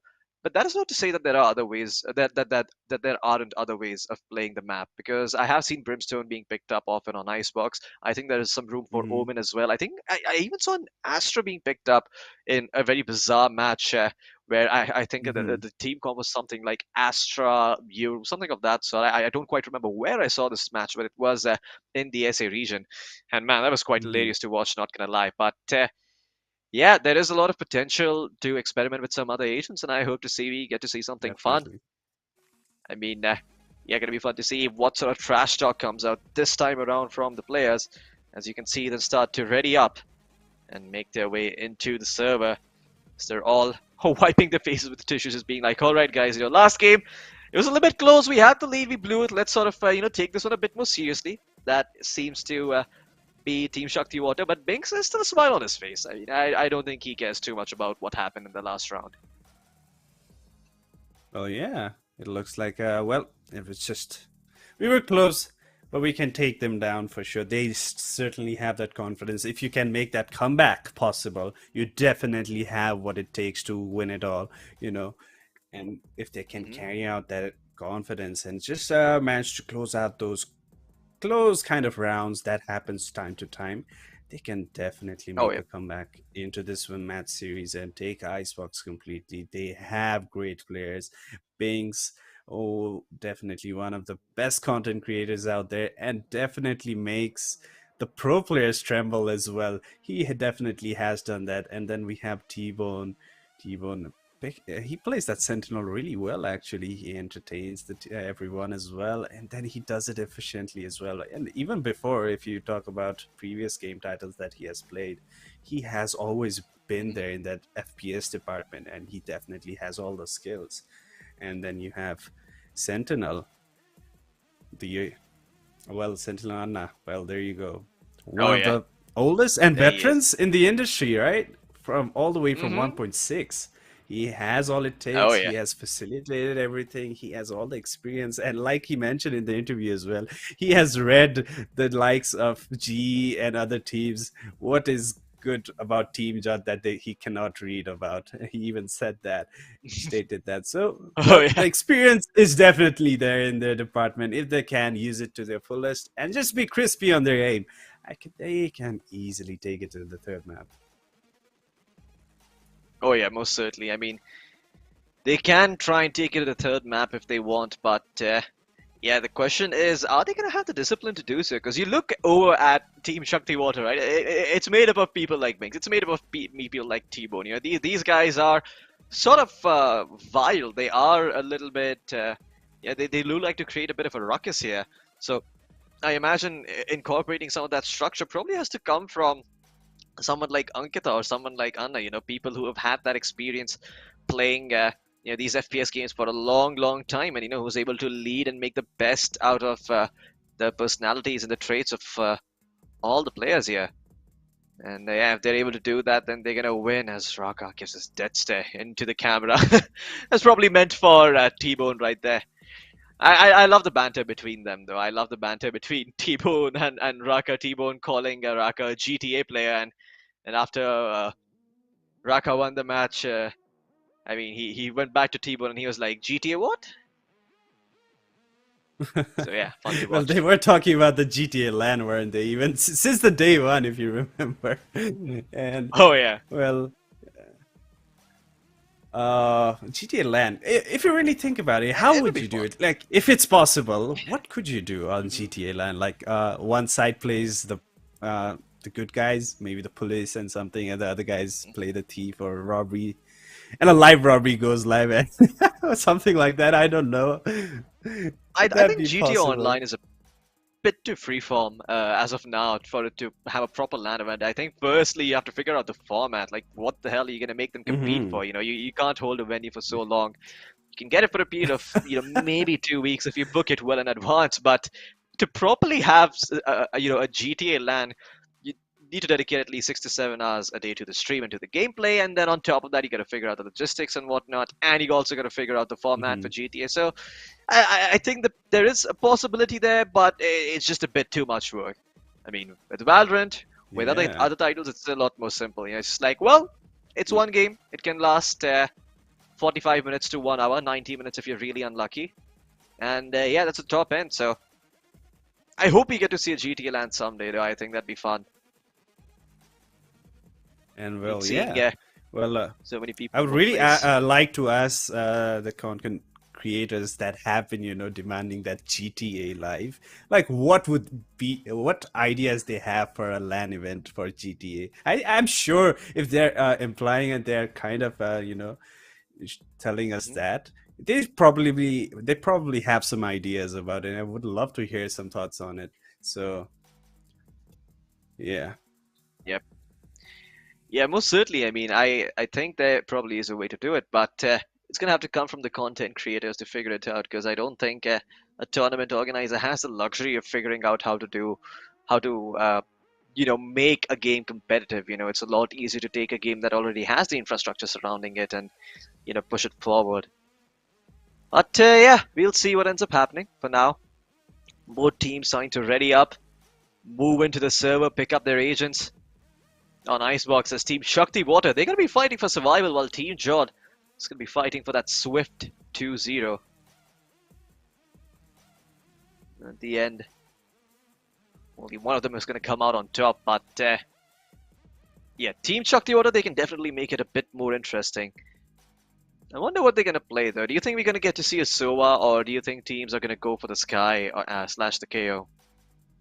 I really hope they play something, out of the blue, not the standard one. We already see it. We have pro players showing us the proper plays, but I really want an entertaining match. Like you mentioned, 5 duelists. Please go for it. Just do it. Pick up those Yours, pick up those Phoenixes. Just see what you can do on Icebox. And don't even pick that Viper. Just use Phoenix's wall to actually cross over some site or anything.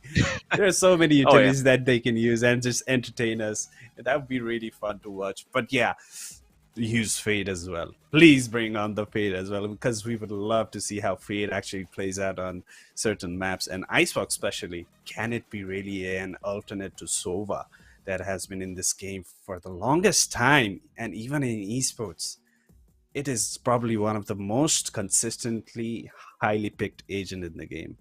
Can Fade actually replace it? That is something that I have been thinking about since she has been introduced to the game. Yeah, I mean, the two agents that you can see pretty much on any map except maybe Split are the Jet and the Sova. You always see those two being picked up. Of course, they have the highest pick rates in the game. I think the Jet sits at somewhere around 75 to 78%, maybe higher, and Sova sits somewhere in the low 70s. So yeah, you do see him fairly often on most maps. But in competitive play at least. But yeah, should be fun to see if they do go for the Sova or if they decide to go for someone else. Sova does provide you a lot of value though. On a map like Icebox where there are so many nooks and crannies, a single recon bolt can be so useful in giving you all that information. Not to mention the Owl Drone as well, and considering how the duration of the Owl Drone has actually reduced, its utility has sort of changed into scouting out a site. It's gone from that to clearing out every corner that is. I think that is probably a lot better, and that's probably a playstyle shift in the way Soas are going to be using the drone now. That has been forced by Riot, of course. So, I mean, I think he is going to be very pivotal on the map of Icebox. As you can see a discussion between Ankita and Binks as they're trying to figure out who should play what. There's a smile on Ankita's face. They could try out something cheeky. I would love to see that. I need to see what it is. Oh, yeah. And the agent select did come through, by the way. Oh, yeah. I was just making sure. Is it really locked in and ready to go? It does seem like it. Ankita has picked up the chamber. Binks is on that Viper. Binks, the usual race. So we're going to see a standard one. It's not really a standard one. It's a bit different. But we're seeing the comfortable agents that they like to play. It's been picked up by all of them. Oh, yeah. Well, let's see. I'd love to see the agent pickups actually properly. What did I miss? I am not sure exactly what went by, but we do see chamber on both the sides, which is I think great about it. Viper is there. But no any other controllers, so pretty much standard there. But no fade. Did you notice any fade? I don't think I did. No. There was no fade. There was no fade. I don't think people have it unlocked, to be honest. I mean, even I've been trying to grind for fade ever since it came out. But yeah, I think it's gonna take a lot of grinding to unlock her right away. It does require a fair amount of XP. But it does. Yeah, should be jumping into the game soon enough. And when it comes to agent select, I do remember seeing a KO. Sorry, a Soa on the side of the other team, Team Jol. Well, in case you missed the agent select, there it is. Yeah, There you go, Raka's Rakazone gonna on be playing that Sova. Sova. And as Sentinel, I believe he's playing the KO again. I love how he likes to play KO all the time. KO is definitely one of the best agents in the game, and finally it's getting that spotlight, you know. Since the game now has become very heavily dependent on the utilities as well, especially in esports as well. Like you need those certain set pieces to execute with those abilities to get those sight or even on the defensive side, and KO Yep. with that suppress, with that 0 point and ultimate when required, it puts a whole stop to that. And then it's just aim battle. And KO brings that to the table, and it's amazing actually being implemented in everyday games now. Oh yeah, most certainly. I mean, gonna be fun to see what ends up happening. I mean, the way Valorant is structured, utility serves the gunplay, and well, there's the map. Slime Pepper Screams Binks will find that first frag, but that's gonna be about it. Can he find some more? Fatu moving forward into the site on the jet. Well, people did ask him if he why he did not play that jet, and it's gonna be an answer now, as that wall has come through from T-Bone. And well, the wall is nearly broken thanks to his knife. T-Bone continuing to hold that close. He hears two people on the A site. And Raka, oh! He ends up watching him out, but is unable to get the frag. But he will be able to find Fatu, and well, there is the good old rivalry brewing out as T-Bone picks up his eternal nemesis Fatu and cleans him up. Get to see. One enemy remaining. He'll be able to throw down the chamber trap, and yeah, there you have it. It's gonna be down to T-Bone again to clutch this one out. And Universe, I believe you've made your way into the server. How you doing? Oh, never mind. Yes. Blair is on the other side, but yeah, how are you doing, buddy? Well, I'm doing pretty good. Unfortunately, because of a storm in my area last evening, there's been a little bit of internet fixing issues, and yeah, I've become a victim to one of those. But hey, I'm back. I've got it all sorted, and we're here. Let's get into it. And it seems Team Jod have won the first map with a pretty convincing manner. And I had fun watching that. I was watching it on my phone. Unfortunately, couldn't stay until the end of the cast, but you and Daffy did carry it along. And now I'm back here, and yeah, we're starting off with Shakti Water winning the pistol pretty well. Most certainly.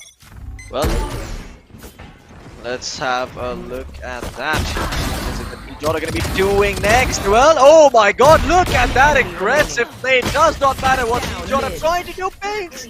Second time he has been denied that ace. As Team Jod, well, again, bit of a slow start for them. As Team Shakti Water Esports, they establish loud and clear that yeah, there's not going to be any cheeky shenanigans coming out from the side of Team Jod on the eco. Yep, indeed. A good start from them, as we've got Shakti Water back in the zone that they need to be. 2-0, but I hope that this time it's not gonna, go all over the place where they had that 4 rounds that they won, and then immediately they kind of lost their groove and give away about 7 rounds in a row. 8 actually. But hey, Fatu, that's an idea. Spots out one, takes out one as well. Ankita goes down. That's a problem. He's looking around. He's probably spotted out one more. He does see him, and that's gonna be T-Bone falling prey next to Fatu, as the side of Jod are letting Fatu roll around and just absolutely rampage the opponents. UFO's taking care of the backstab, while Anna is making his way from B main. He will be able to find his manager, and that's going to be the final kill now. And that is going to probably be Fatu. Yes, he gets the 4K, and he matches up to Binks. He's saying, you're not the only one here who's going to be causing havoc. With that, it is going to be 2-1, ladies and gentlemen. Team Jod back in the game with the buy round, and Fatu seems to be on the roll with the first buy round itself. Well, as exciting as it is so far, Icebox was one of the maps that I was hoping that we would see today. And it is looking like it is going to be a competitive matter. Full buy available except for Binks on the side of Shakti Water. Let's see how they cope up with this.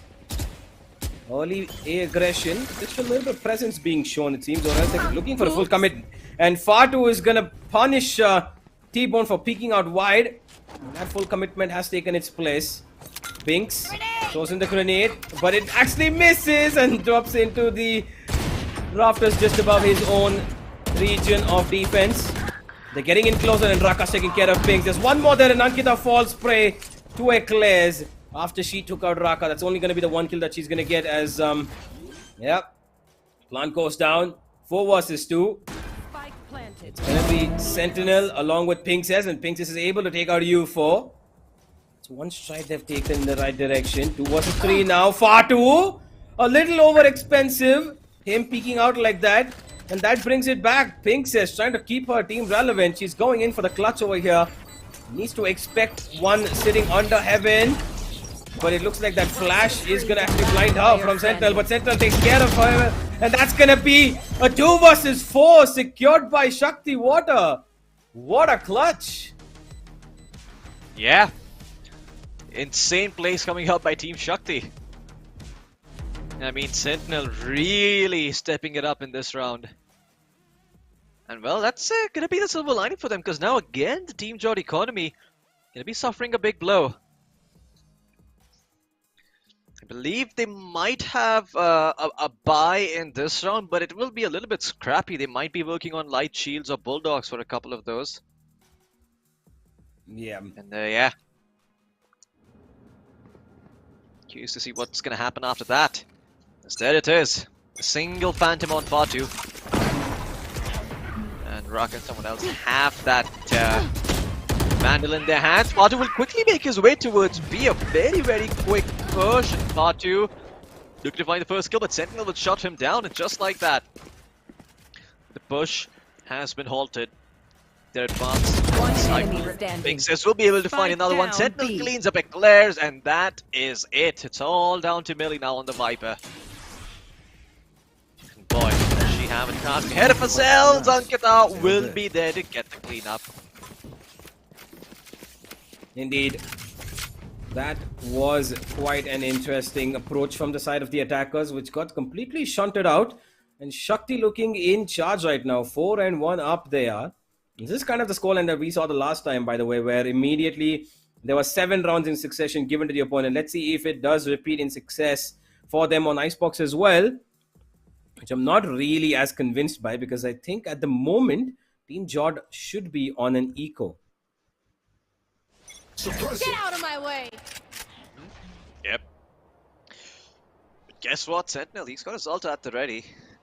And that early knife point, I don't think it detected anyone, so... Yeah, oh, okay! Sentinel getting a bit aggressive. He's able to get that first click on Raka. He's gonna find a second and a third one through the wall. Oh. Okay. We see it, Sentinel. You're reliving your 1.6 days. Well, indeed he is. Binks wants to come and help him out. Yep, he wants to try and secure the sound as quickly as possible. Eclairs is still stuck in this little corner. She's gonna be pressured, but she's able to take out Binks actually, and another. Okay, what? Trouble skewing around the map. Eclairs finds one revive as well, and that's gonna be UFO, who has his ultimate available, so that's gonna be a little bit useful. You want to play? While there is a Viper's Pit right now in the hands of Pinkses, which she can use to try and deny this plant from coming through. The attackers are now stuck towards yellow. They don't really have cover to play with. No wall either for 30 Eclairs. seconds left. And here they go. UFO finds Binks. UFO finds Ankita. And UFO might have just done it. What a clutch this could be. Thanks to Eclairs finding those 2 kills with the with the Ghost is actually going to allow her to get a revive, and that revive is going to let UFO cause damage of the highest order. T-Bone goes up on top. The wall works out perfectly for him though. A great maneuver, which UFO did not expect for a second, and he tries to go for a revive, but oh, unfortunately, you got no one around you, T-Bone. You got nobody near you. Now he's going to try to stick the defuse, but he will clutch it out. Wow. Oh, that was some high-octane stuff from either team, and it's T-Bone to come out with a 1v2 clutch. Oh, yeah. What a clutch by T1 in the end, salvaging that round, making sure the Team Jod aren't allowed to get that lead. Great plays coming out from the side of Team Shakti Water Esports as, well, they had their foot on the gas pedal early on in the previous map. This time around, they press down hard and they don't let go. Say hi, you're on camera, buddy. Yeah, there you go. There's the smile we are waiting for. But yeah, great plays coming out from the side of Team Shakti Water Esports. 5-1 now in their favor as Team Jod, they'll have another bye. They're struggling to put up rounds. Early knife point coming through from Sentinel, and he will detect Fatu. So they know that again, this is going to be some sort of B take, but the recall, the Owl Drone, will reveal Sentinel. Sentinel thinking about going back out there, peeking, but he won't succeed. Eclairs will get the cleanup on him. And that ping says wipe fit is going to slow them down to an extent. As UFO can get another cleanup, those shock darts come through, and now it's all down to the members on the site. Well, T-Bone's going to get another cleanup as well. They'll be making this a lot harder for the side of Team Jod. The Shakti Waters down to their final two members again. Yep. It's going to be Ankita Pinkses. Yeah, but the plant hasn't gone through yet because they know that the Viper's Pit is kept alive by Pinkses, and they're immediately going to rotate away. Ankita realizes the potential of this, and she's going to go around herself. One recon sold by Raka here just as a fake. But yeah, the A side is going to be of contention. That's exactly where they're running. And Ankita is actually going towards mid. And she hears all of the rotations coming in over here. But look at Raka. He's gone past Pinkses. And I don't think she realizes this. And Raka's going to get that kill. The luck comes in through. And while Ankita's the only one left and she's stuck towards her spawn, she's pincered by two different people. And yep, Raka's going to... No, Raka! Oh wait, what? Raka! Oh! You can't miss those, Raka. Big F moments. It's still a 3v1 though. I mean, credit where credit's due. Even the Raka with that, I don't think it matters. 3v1. Should be hard for Ankita to pull off, and Eclairs with that peak will finish her off. And that's that. Oh, look who's here. We've got MW1 sitting there. Oh, yeah, we do. We got performing Amaterasu, we got Right to Ace. Also got Purple Shrimp. Going all the way back to 2017. Are we going to be seeing Mohit Vakale in action today, later on, ladies and gentlemen? Yeah. Interesting. Maybe. Maybe. There's a possibility, but there's a 2 force being pulled out now. This time around from Shakti Water Esports, excuse me. Let's see if they can hold on.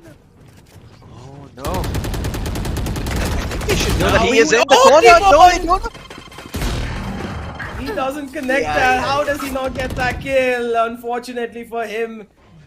Oh man, UFO will teleport away as well, so that's going to give them a little bit more space to work with. Ankita holding down with her tour de force. But Sentinel on the backstab is able to find UFO. And she's not going to connect the shot. Raka finds 1 million with the second, but Binks will trade back. Raka goes down. Still a 2 versus 3. Make that a 2 versus 2. Binks is going to add on to the fire here. And while Sentinel does have his ultimate available, he's rotating in from spawn, which is a good decision for him because he's low on 30 HP. They're going to let the plant go down. But the plant, while it does go down, the wall might not come up because the ripples being caused by Sentinel is going to give them no utility to use. Now, Fatu goes for a fight. Does not really find the benefits of it. And Eclairs, who can heal up herself as soon as she's going to be freed from this no utility detain. She's actually not going for it. She's holding on to it. She doesn't want to give the sound cue, it seems. But she's playing this to perfection. She's got a tail now. Sentinel is going in a lookout for her. And she's not aware of this. Now the sound cue's been given away. And she's all she's going to do is wait for that tap. Gets the kill. Well done by Eclairs. Lucky for her, Sentinel does not choose to check that angle. And she just stays tucked in all that while. And they win. One more round to put on the board. They're not too far away. Oh, yeah. Most certainly. Great plays coming through from the side of Team Shakti Water. They almost managed to get that, but in the end, Team Jod, they clutch it out. So Team Shakti Waters. Oh, it's gonna be an eco coming in. Looks like all those round wins. It didn't really come with a good economy as they're broken now. Just see one rifle on them. They can buy. And, well, Fatu is gonna try and make something happen. He's trying to push out. Wait, the timing! It's gonna favor UFO. He's gonna clean up T-Bone. That's the Sage going. And now 4v5. As Fatu makes his way towards screens, trying to watch him in a bit of an awkward angle. Oh no, I think Binks must have heard that. He probably knows that there is someone lurking around the corner. Yes, he does, and he'll get the cleanup. Binks is going to find a second one as well onto Miri, but UFO is there to get the trade. The 3v3 somehow in this round. Raka keen on finding some information, but Sentinel manages to clean up UFO with the Sheriff.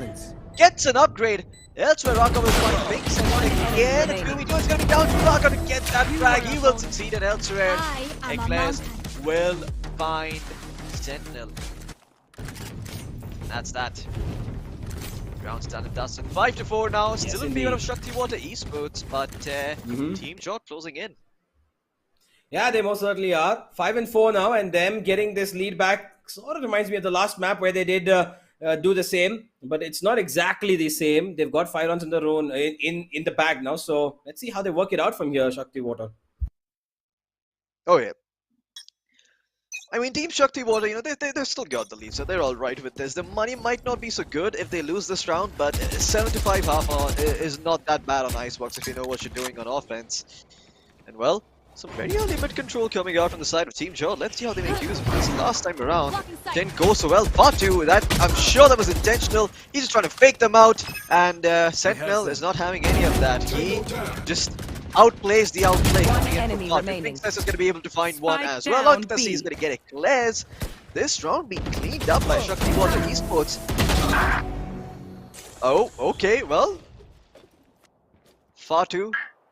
He might have his mind, but Raka has his aim to try and kill this round. The timing! They've crossed each other! Oh, they don't see each other! They don't see each other! They've just gone past each other. Raka's gotten away, and he's gonna clear out mid now. But Raka's recon... Okay, that's an interesting... Scanning ahead. Is that... It's not gonna land anywhere on B. It's gonna go out of the map. It's gone off the map. Yeah, what the hell is that? It's called an intimidation recon. 30 seconds That's left. what that was for, was to intimidate the enemy team. You see that recon flying through. Well, Ankita is not having any of that. The round gets cleaned up, and despite the very amazing attempt at Fatu of baiting out information from the side of Team Shakti Waters, they have none of that. Right to Ace. I hope you're paying close attention. That recon something you really gotta know where it goes. It's a lineup for the next map. You know, it lands in the first round of next map that you play. Probably Bind. Gives you a lot of information of the backside on A. You want to play? Let's play. It reveals Evan, it reveals Shot, reveals Nas, does everything. Better than that for Econ lineup, but jokes aside. This time around, Sentinel gonna hold them back as the Viper Wall does come through for the side of Team Jot. They're gonna try and make this hit towards B work. And Sentinel does break that recon, and Binks takes matters into his own hands. Let's go off the showstopper, but he's only gonna find one. You will not kill my And again, Eclairs will be able to get the revive, but elsewhere on the map, Ankita has found a pick, and T-Bone gets the difference maker. No charges left. T-Bone holding on with this very cheeky wall here towards his own spawn near Snowman. Gets a great kill. Now it's a 2 versus 4. They even have a revive available on T-Bone if required. Speaking out a little too extensively, Fatu's gonna punish them. Fatu will get them and isolate both of them for a 1v1 duel here. And that's what happens when you peek out one by one, a little greedy for those kills.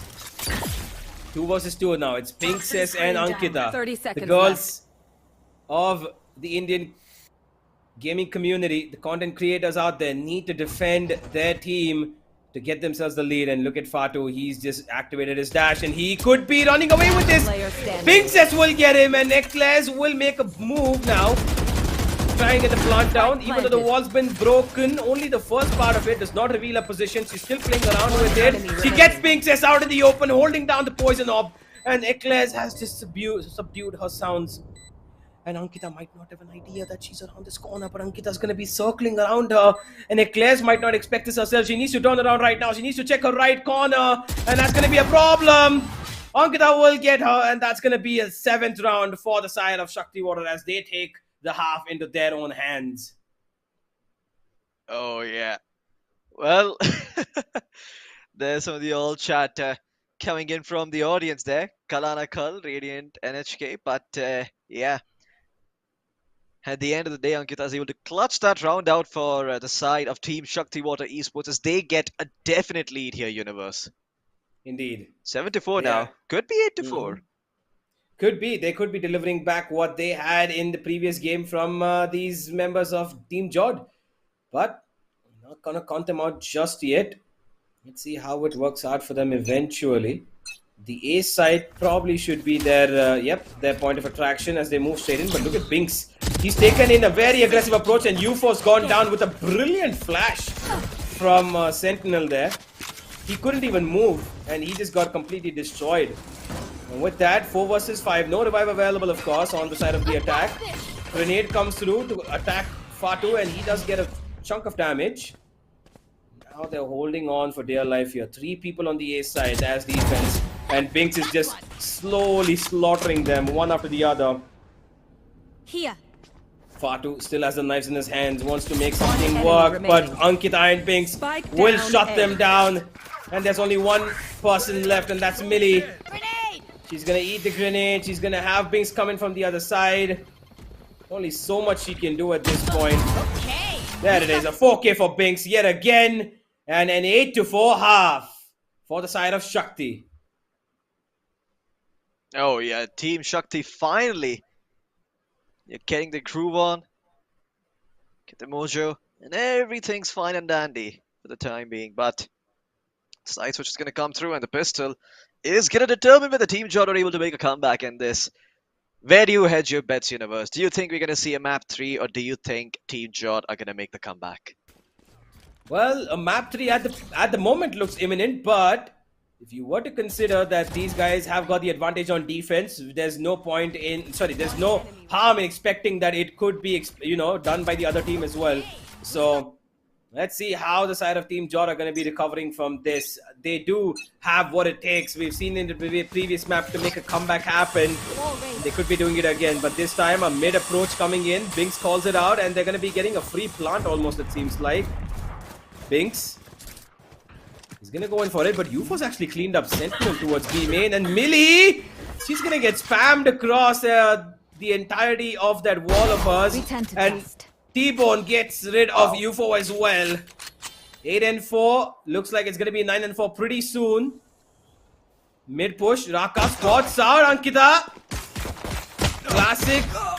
Will reign supreme. Oh wow. He's taken a chunk of damage. The grenade comes through Binks. Look at where he's reached up. Of course, he gets the kill onto Raka with the grenade as well. Raka was pretty damn low in comparison to him. And now it's just Eclairs. 1v3. Planted. What can she do?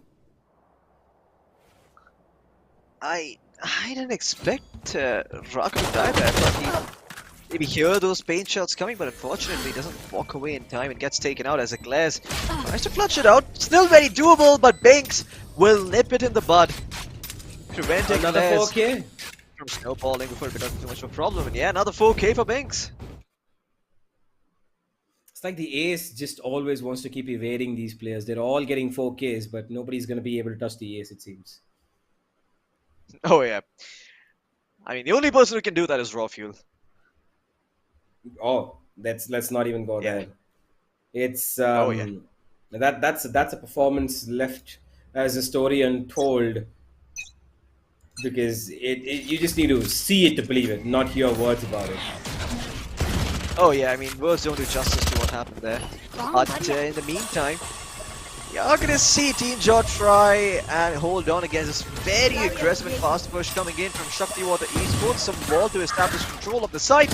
And Ankita will be able to get the pick onto it. Millie, Raka there on the flank, so is able to find one, but Pink says just shutting them down one by one. And well, looking for the 3K. Will she find it? No, runs out of bullets as Eclairs gets that kill, but does she get an upgrade? Spectre, she's looking for it, but is not gonna find it. Binks is there with the cleanup. 10-4 now in favor of Team Shakti Water Esports as Team Jod struggle to get something on board. However, this first buy round, it is coming, and soon enough, Team Jod will have an opportunity to claw their way back into this game. Yep. This is going to be a very difficult one, and UFO getting a little bit of taunt towards him from the fans. And yeah, let's see if he's going to be able to answer them with his skills. T-Bone running straight in, actually dodges the recon from Raka. It's going to allow them a little bit of space. No, UFO will deny them towards B main. And now it is the side of the defense, which is a little bit of a good situation, but Binks could be putting that to rest very soon. He should be getting that kill. Yes, Millie's gone down, but Fatu will take care of one. Raka gets another. Binks goes down as well. No more sneaky business from the race. 4 versus 2. It is just 2 members left. Pink says we'll take care of you for though, and there's T-Bone. He gets one more. Okay, back to 2v2 it comes. What is happening? I thought T-Bone would have been tagged there by the drone, but he didn't even pulse once. It's like missed, but Fatu looking to stabilize, trying to come back in this game, but again T-Bone denies him with the Spectre, and now a 1v1 between Eclairs and T-Bone. The 2 Sages duking it out, and well, looks like T-Bone's aggression has been rewarded as he clutches it out. And there he is, howling to his team. A very important round win too for the side of Team Shakti Waters here. I mean, that's gonna mean the economy is in their favor, and Team Jod in all sorts of uncomfortable positions now. Yeah, most certainly, and it looks like we might just be heading to a map number 3 here. Team Jod not really in line with what Icebox deals. And the weird lineup that has come in from Binks & Co. with a raise on Icebox, with a K on Icebox. It seems like it's not going to work out for them. It's going to work out for them irrespective of whatever happens. Binks goes straight into the side, and he's looking for a fight, but Eclairs will find him a little bit in an awkward position. Eclairs with another. Eclairs looking for a third. The reload comes in, does not get her pistol out in time. But UFO's managed to take up T-Bone, and now that's left just 2 members on the side of the attack. And never mind, as soon as I say that, Raka and UFO will take care of them as well. 11 and 5. Potential for comeback is a very far away situation, but they're still going to be able to rack up something or the other. Oh yeah. As well, there he is. My hero. Who is it? My dad. Yeah, that's Anna's son. Aww. Yeah, it's the cutest thing in the world I've seen. My dad, my hero. Such a sweet kid. Indeed. Who wouldn't want to be a father after looking at that? Yep. Well, Fatu wants to probably be T-Bone's father, but Blink shuts him down for that.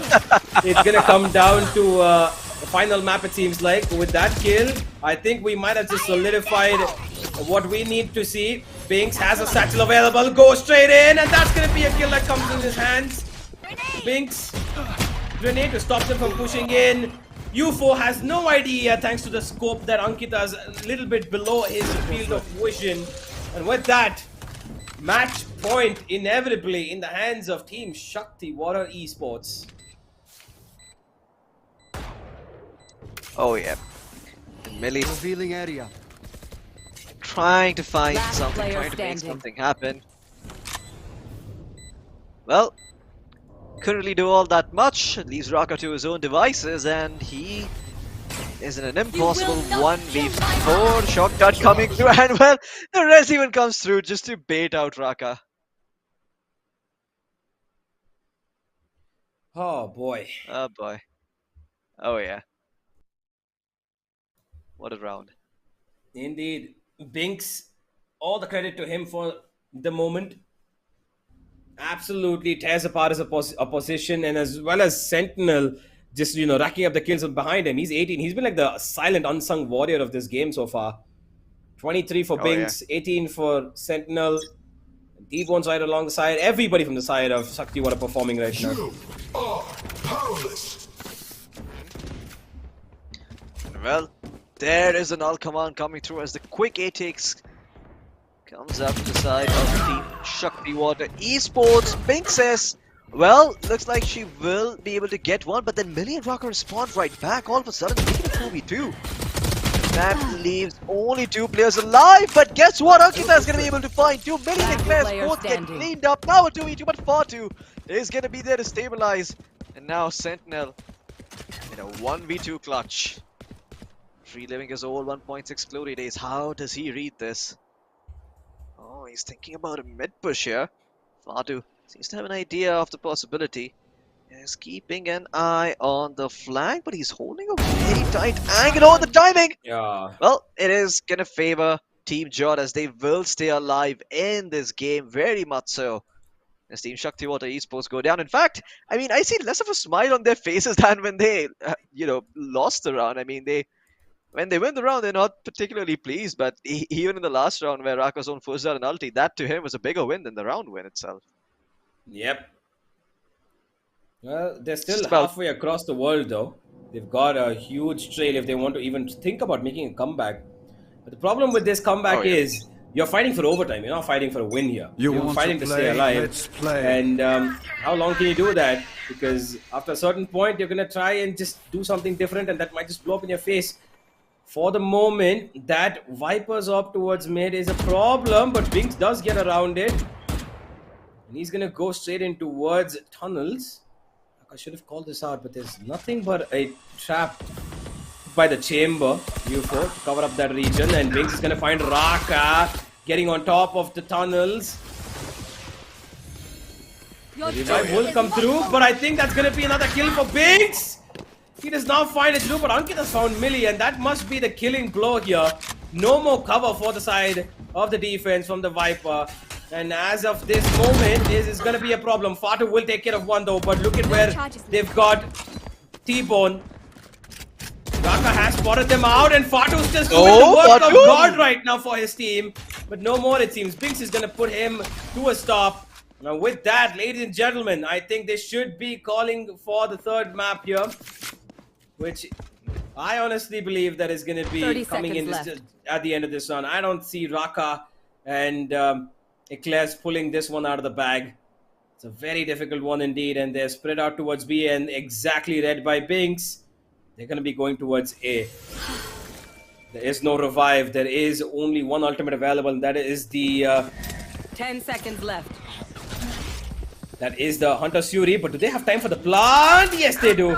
The plant will go down, but Binks knows exactly what's up. He knew that Raka's going to be using that ultimate, so he plants right up on top. And by the time he fires up there, Binks is far gone. And now this is going to be a 3 versus 2 post-plant situation. Oh, yeah. Fragment comes through. Well, it's going to prevent anyone from looking towards the bomb, but the timing, Ankita just looks away at the worst possible moment. The noise being made by Raka. He's still going to be able to fight Binks. There still might be hope here if you're a Team Jod fan. Sentinel going to get tagged up. The spam coming through, but no, he won't be able to find the kill, and Ankita's there to provide the cover this time. Not in Raka's favor. Raka will get cleaned up. Team Jod will not get the win. It won't be an easy 2-0 sweep for them. We will be going to split. Man. Well, as... Something that I'm not quite sure they expected, but it has happened, and we've got quite an interesting and successful victory. And yeah, Binks is already going over to deliver some words of concussion, which he hopes is going to allow them to, be a little bit not that confident in the next map. The final map is going to be a difficult one, but before that, we've got Mamba taking over the ceremony here, and looks like he's going to have some words with Binks.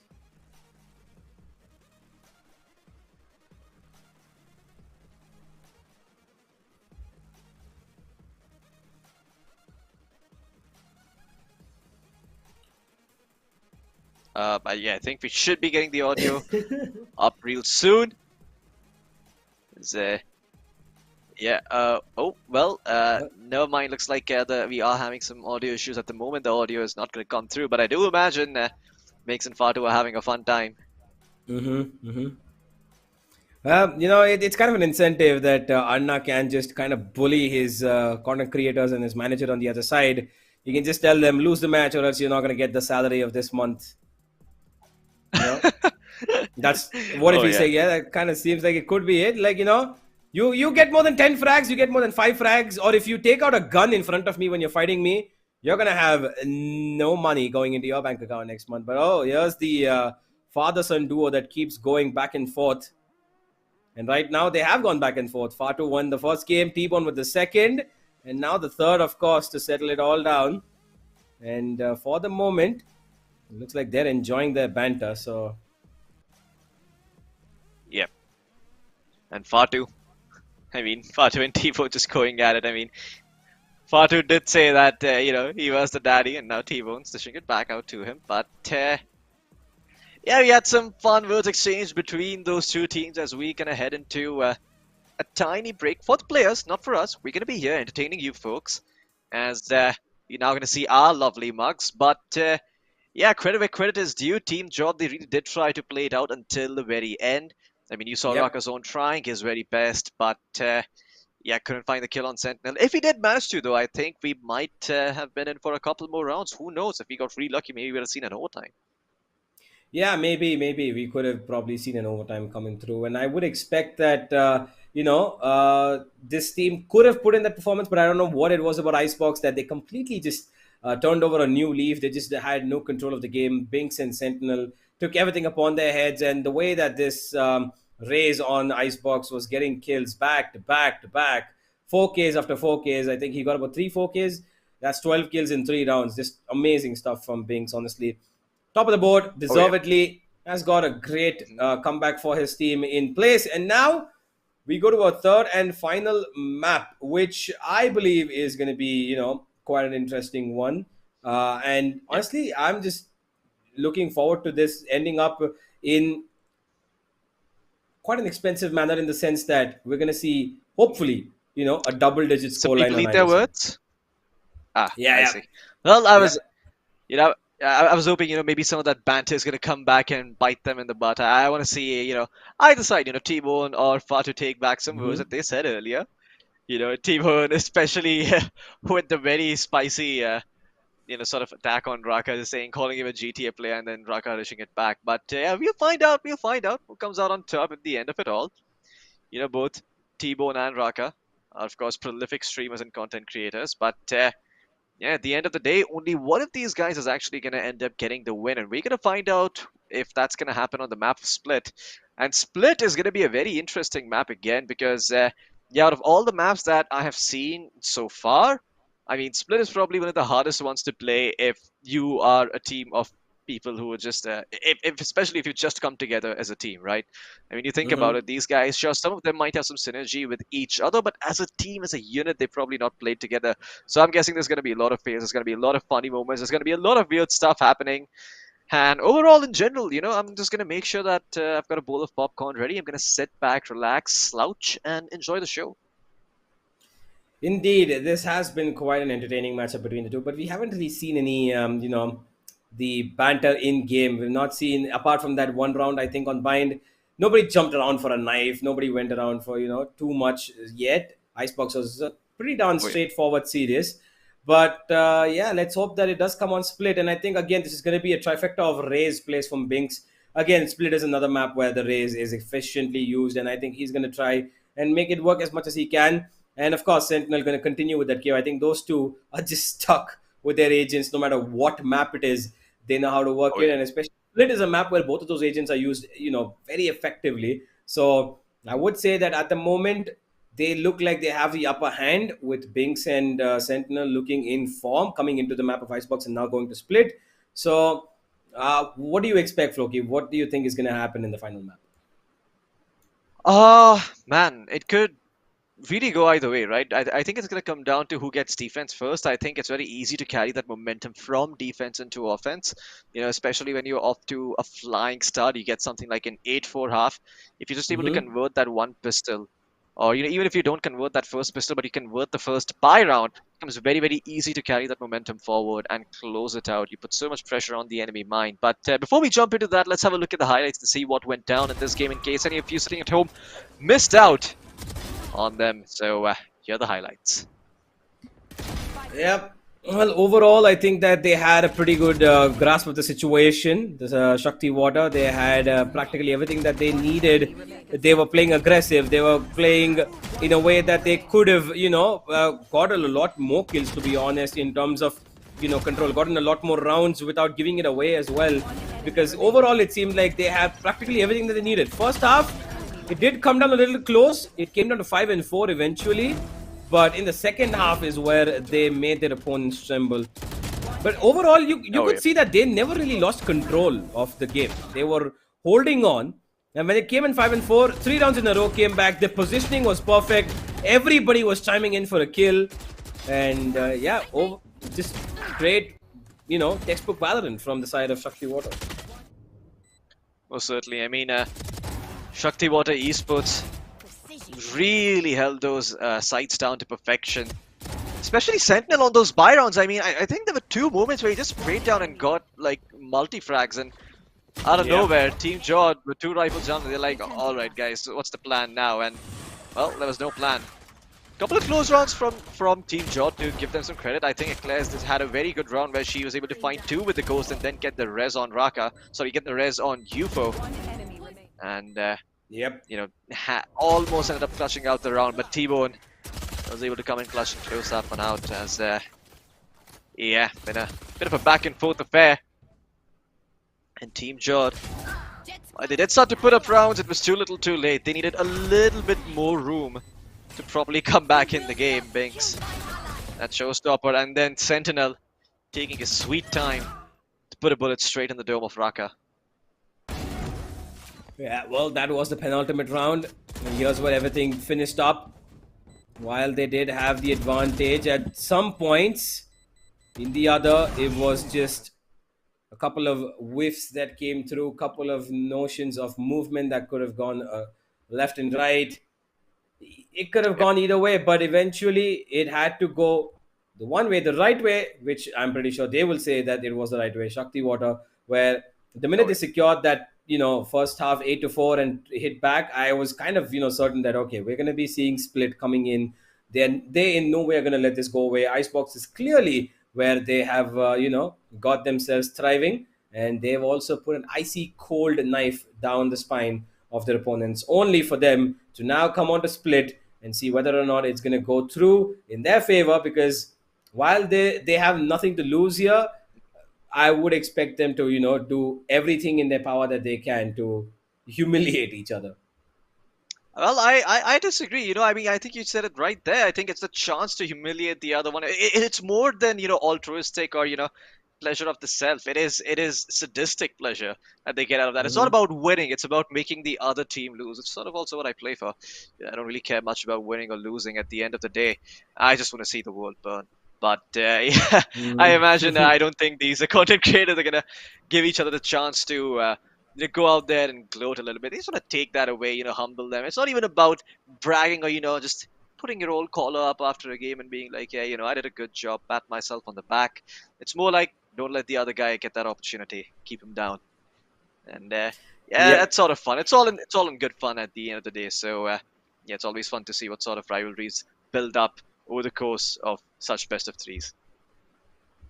Indeed. And I think that they are doing a pretty good job of showcasing their skills. As they're not just content creators, they know how to work the game. And we're all having fun, that's for sure. But yeah, I think that what we are going to be enjoying the most is going to be this event that's going to be coming up. It's the Skyesports Championship Series, the Road to VCD 2022 event from Skyesports. The registrations are open, ladies and gentlemen. So if you know somebody who wants to participate, or you have got what it takes to go ahead and maybe tackle it out against the best teams in South Asia, here's your chance to do it at the big stage. Sky Esports, with their event, are looking to find the next big team from South Asia to represent us at the APAC level. So if you think you've got what it takes, go ahead and register. The link is right there. You can find it in the the social media handles of Sky Esports as well. And yeah, Oh this yeah, is going to be just as good as the land right now. most certainly. I mean, yeah, this is a chance for almost everyone to make their way towards VCT, to put their name out there in the APAC region and compete and show what SA is made of. But it's going to be a long and arduous road. These are open registrations, so if you're going to sign up, you better put in the hours in as well, and you better put in your back, because there's going to be other teams that do so. And well, you don't want to be caught napping against them. There's lots of strong contenders out here. But let's lighten the mood a little bit. We've got the final match between the content creators. Flip of a coin, who do you favor more? At the whim of a coin, I would say that right now Shakti Water being the team that has the momentum, Binks and Sentinel kind of living up to what they do in their moment as Raze and as the KO. Oh, yeah. I think at the moment I would give them the benefit of doubt over here, because just because of that Raze play that is so prevalent on Split and the KO as well, I'd say that these two could form a dynamic duo that already destroyed them on Icebox, and I think it'll continue on Split as well. I agree. I think there's a lot of potential for the KO and Race to pop off here, especially on a map which is as narrow as Split, right? Like, again, we've talked about this time and time again, when the entrances to a site or to any part of the map are small, agents that deny that area or, have something that can cover or look out for that particular area become very, very strong. Of course, I'm talking about the Razes, I'm talking about the Breach, I'm talking about the Chaos, and I know you're gonna laugh at me for this, but I'm also talking about the Phoenix with the hot hands. But yeah, I do wish to see that Phoenix being picked sometime soon. I mean, I think the agent has potential, but he does need a few more buffs before he's on the same tier as something like a Raze or Arena. Even Yoru, for God's sake, has got his niche on Bind now, man. Come on, like Phoenix deserves a buff. I'm not. I don't think I'm crazy to ask for that. But in case you missed out the map veto, folks, here it is. It is going to be Split, the decider, where Team Jod are going to be starting out on defense. And in case you missed out the action prior, well, Team Jod took the first map win rather close, 13-11. It came down to a 1v1. So you might want to go back and check that out. But the next map, bit of a whitewash by Shakti Water Esports on Icebox, as they completely demolished the side of Team Jod. And now Split is where we're going to be deciding who gets those, eternal bragging rights until the next time they meet each other. And yeah, I'm quite sure everybody wants those, I mean, if humans could play, or if we had every comfort in the world, I think we'd still play for pride. So somewhere or the other, I think it strikes a very primal note inside all human beings. And when all else is gone, you just fight for, your human spirit to prove that, 2 plus 2, it might be 4, but if all is well and good, 2 plus 2 is not going to be 4. If it's enforced upon me, I get to decide that. I mean, that's how human beings function. I mean, you could give them everything in the world, but if there is nothing for them to do, they'd find ways to sue chaos, because that's how the human machine is built. And well, at that point, you're pretty much only fighting to fulfill your whims and fancies. So better to express yourself on the battlefield of a video game than in real life. As we get a little bit philosophical here, but yeah, Split should be fun. Let's come back to reality. Well, both of these teams have picked off their opponents' map pick. Shakti Water went for Bind, and Team Jod went for Icebox. But they've done a switcheroo here, as we saw earlier, between Global and Enigma on day 1. But here, final map split the difference between these two teams. And for one of these teams, and 5 of the players to have bragging rights over the others and try to just keep them on a little bit of a, put themselves on the pedestal for quite a while. We got the title of king over here. We got the title of daddy, whatever you want to call it. They want to go ahead with it, but king, daddy, Bob, God, Jod, whatever you want to call it. Yeah, we've got the players in space right now. They are going to be getting on the server, and in about 30 to 40 minutes, we're going to find out which 5 players are going to be able to go ahead and slam the faces on the other players and be like, ha ha, told you so. Oh yeah, most certainly. I mean, there's definitely going to be a lot of poking and prodding that goes around. After this match is over, I think people are going to be fighting for bragging rights and whatnot. But should be fun to see what's going to happen between these two teams. UFO, definitely a strong player that has the potential to carry his team. But then on the other side, you've got two very strong contenders in Binks and Ankita, and even Sentinel to an extent. Now you're starting to see him string together rounds where Team Jod come with a buy and he just slaps down two people like it's just another Tuesday. And yeah, it just makes life a lot difficult for Team Jod from time to time. Is everyone from Team Jod looking a little bit serious, discussing, having some strat talks, thinking about what they want to pick, what they want to play? But in particular, what controller do you want to see being picked up for these teams on this map? Do you think it's going to be the good old Sage plus something like an Omen or a Brimstone, or do you think it's going to be something else? Do you think there's going to be an Astra in the mix, or a Viper perhaps?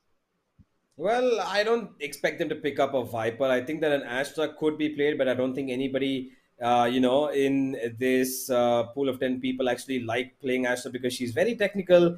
They don't really want to try Oh, that yeah. hard. They're just having fun. So I would say that they probably would go for the Omen because, I know that Millie loves playing the Omen. Or even on her stream, whenever she's playing Valorant, she's got, her favorite agent picked as the Omen. And that, she enjoys it. And I think on the other side as well, Pinkses would probably go for the same, but yeah, I don't see them picking out anything else. Maybe the Brimstone, maybe the Brimstone. I wouldn't even. Yeah, I Oh, don't yeah. think the Viper's gonna come out, but yeah, I think they're gonna go with the Omen. They're gonna have maybe a Sky on this end, on the other end they will have a KO with Sentinel, and yeah, I think that's gonna be a fight between again Fatu and Binks because they're probably gonna be the ones leading the charge with the Rays. I'm not quite sure if Fato's going to go Yeah. for the race or is he going to pick up the jet, but we shall find out in just about a couple of minutes. Not gonna lie, I do think that there is potential for a certain initiator on this map that we have seen, Binks play in the past, although with varying success. Of course, I'm talking about the testosterone-induced breach that could be picked up. I mean, a double initiator comp between the breach and KO could be ridiculously strong, but then again, you're gonna need Binks to play a more sort of a sacrificial role and let someone like Ankita and T-Bone do all of that entry fragging and find all those initial picks. So yeah, gonna be a little difficult. But in the meantime, we are gonna see all these players decide what is it that they want to pick and what agents do they want. And yeah, a few technical difficulties for the time being, but as soon as they're fixed up, we'll be jumping straight into the game. This lobby should be going up any moment now. And well, you can see everyone is glued to their seats. Everyone wants to find out what's going to happen at the end of this match. You can see Deathmaker and Raw Fuel chilling side to side before they enter a server and try to slaughter each other. Mm-hmm. Good to see that players are always on good terms outside the game. Hanging out, Yep. chilling with each other, talking to each other, and yeah, well, some people are definitely surprised to be here. But yeah, it should be fun. Should be fun. Let's see who ends up coming out on top. Yeah, I think that right now all the pro players are taking a couple of lessons from the content creators to see. Hellfighter, especially. Mhm. Just look at the expression on his face. He's like, well, I can't wait I to see gotta, what I goes gotta, down I here. gotta take some notes. Gotta take some notes. Yeah. They really, really should be taking notes because these are the guys who are masters of the game, the real masters, the content creators. Because the amount of nooks and corners and iffies and jiffies that they find is absolutely amazing. Oh, And yeah. yeah, well, let's see if they're gonna be giving the pro players a little bit something to think about. And there's Excalibur who's joined in as well. He's sitting next to LF, and oh, okay, all right, okay. Oh, Bunch of professional players here, just mm-hmm. trying to see what the content creators come up with. And, not gonna lie, sometimes, there's a lot of silly stuff that people do in pubs that professional players don't do. But occasionally, there are some things that are so incredibly stupid that it might actually be worth doing simply because the enemy team may not expect it. So, you know, a Hellfighter might walk away with something like that from this game, or any of the professional players might see something like that. And, you know, maybe we see that one round where they incorporate that, and yeah, that would be fun. But for the time being, we are going to wait and see who ends up coming out on top in this final game between the two as well. Some coordination and smiling for the camera as we have a look at all the professional players seated here as well. Raw Fuel focus as a whole heck Deathmaker forces him to turn to the camera and smile as Raw Fuel was like, nah, I'm too cool for this. And Deathmaker's like, nah, buddy. You gotta do some fan service every now and then. Indeed, and now it is these content creators who are going to be doing some fan service with their gameplay as we are watching probably two of the best jets around in the country, along with SK Rossi as well, sitting and taking notes from, well, mostly Fato if he's going to be doing something. And we've also got MW1 sitting right behind there. So Enigma and Velocity readying up for their game that they've got just after this best of 3. And yeah, we're locked and loaded in. Everybody is on the server. We are going to be going into the game pretty soon here, ladies and gentlemen. Oh, yeah. Gonna be quite something, this game. On Split. Final game between the streamers over here, the streamer showdown. You can see the lineups over there. Pinks is going to go for the Killjoy. Okay, they have a double Sentinel over here, which is interesting in terms of Killjoy. Whereas on the side of things, Fato's gone for the Sky again. Rakazone with the Chamber. Millie on the Omen, and Euphoria on the Raze. Okay, I am interested in this one. Oh yeah, I mean this was the winning lineup for the side of Team Jod on Bind. You know, this is what they won with, if you remember. It was close. It was close, but in the end they did edge out their opponent. So yeah, 100% success rate based off of one map alone. Are they gonna win this one? Question mark. Well, time to find out. Regardless though, no matter which side this lineup stands on, I think it makes for a very good and versatile lineup. You know, the Raze, the Sky, the Chamber. I mean, you could probably swap in the Sky for something else, like a KO, you know, make it a bit more fight heavy.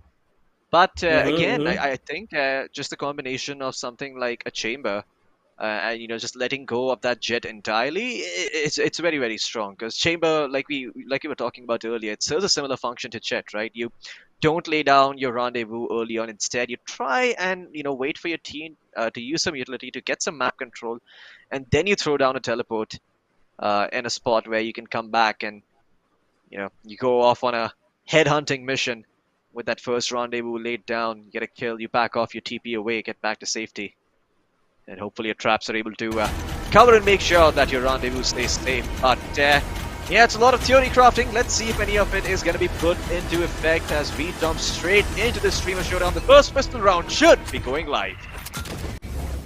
Grenade. Well, here we go. U4 with the grenade down mid. The wall goes up as well. And Bings gets a little too aggressive for his own good. And he will get punished instantly. Ankita finds the return back. U4 will go down. While Sentinel does try to clear out towards B Heaven, they immediately run back towards A. Walking back, not giving off any sound cues. And Millie, she's aware of the fact that there could be a push coming in from there. So she's going to try and cover up from the ramp position as Fatu goes down the line. He knows what's happening. He knows what's up. Smoke goes down towards Heaven, but there is still a fight towards Spawn that can be taken. But there's no smoke that goes down there. I don't think he has it available, T-Bone. And now they're pincered in. Pink says caught under Heaven. She gets blinded. But he goes straight to the circuit. Pink says goes down. No, she won't. She has covered. She's got covered by Ankita. But Fatu's done the damage. He's got it down to a 2v2 now. Here. Let's see how the girls on the side of Team Shakti Water one enemy remaining. Pull this one out. Ankita gets a third of the round. And she might have just done it. Raka. He's up against the women of Team Shakti Water. Can he pull this one through? He gets... No, he will not. Ankita will survive and find a 4K for herself. A great round from her.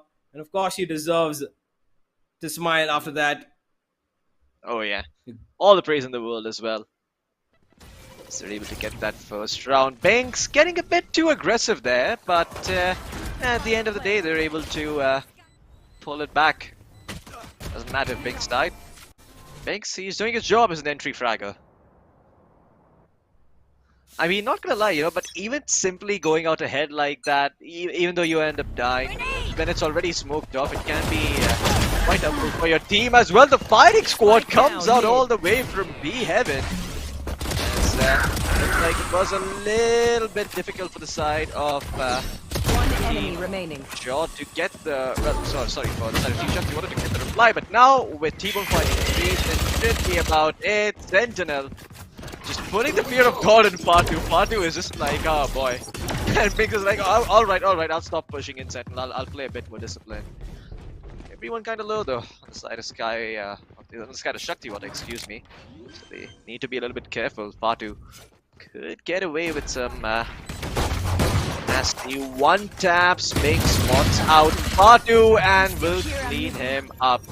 And the teabag comes through. Okay. Oh, look at the teabag on Fatu. Okay. Oh, yeah. That's it. All of them. That's what you need to see. All of them together. Yep. Indeed. All of them together. Just giving him the taste. Oh, yeah. Yeah, dishing it back. Good on them. Not letting Fatu get away with it. But then again, don't, get too cocky because it was the bonus round coming out from the side of Shaktiwater. And now the first buy is going to be available on the side of Team Jod. They try and hold on to this middle area. The wall quickly gets broken though. And well, that knife, it's not going to spot much out earlier on as the boombots see each other go up in the air, hi-fi. And like Romeo and Juliet, it's a tragedy in the end. Sentinel, he ends up finding UFO though. Raka was going to get the trade towards Binks.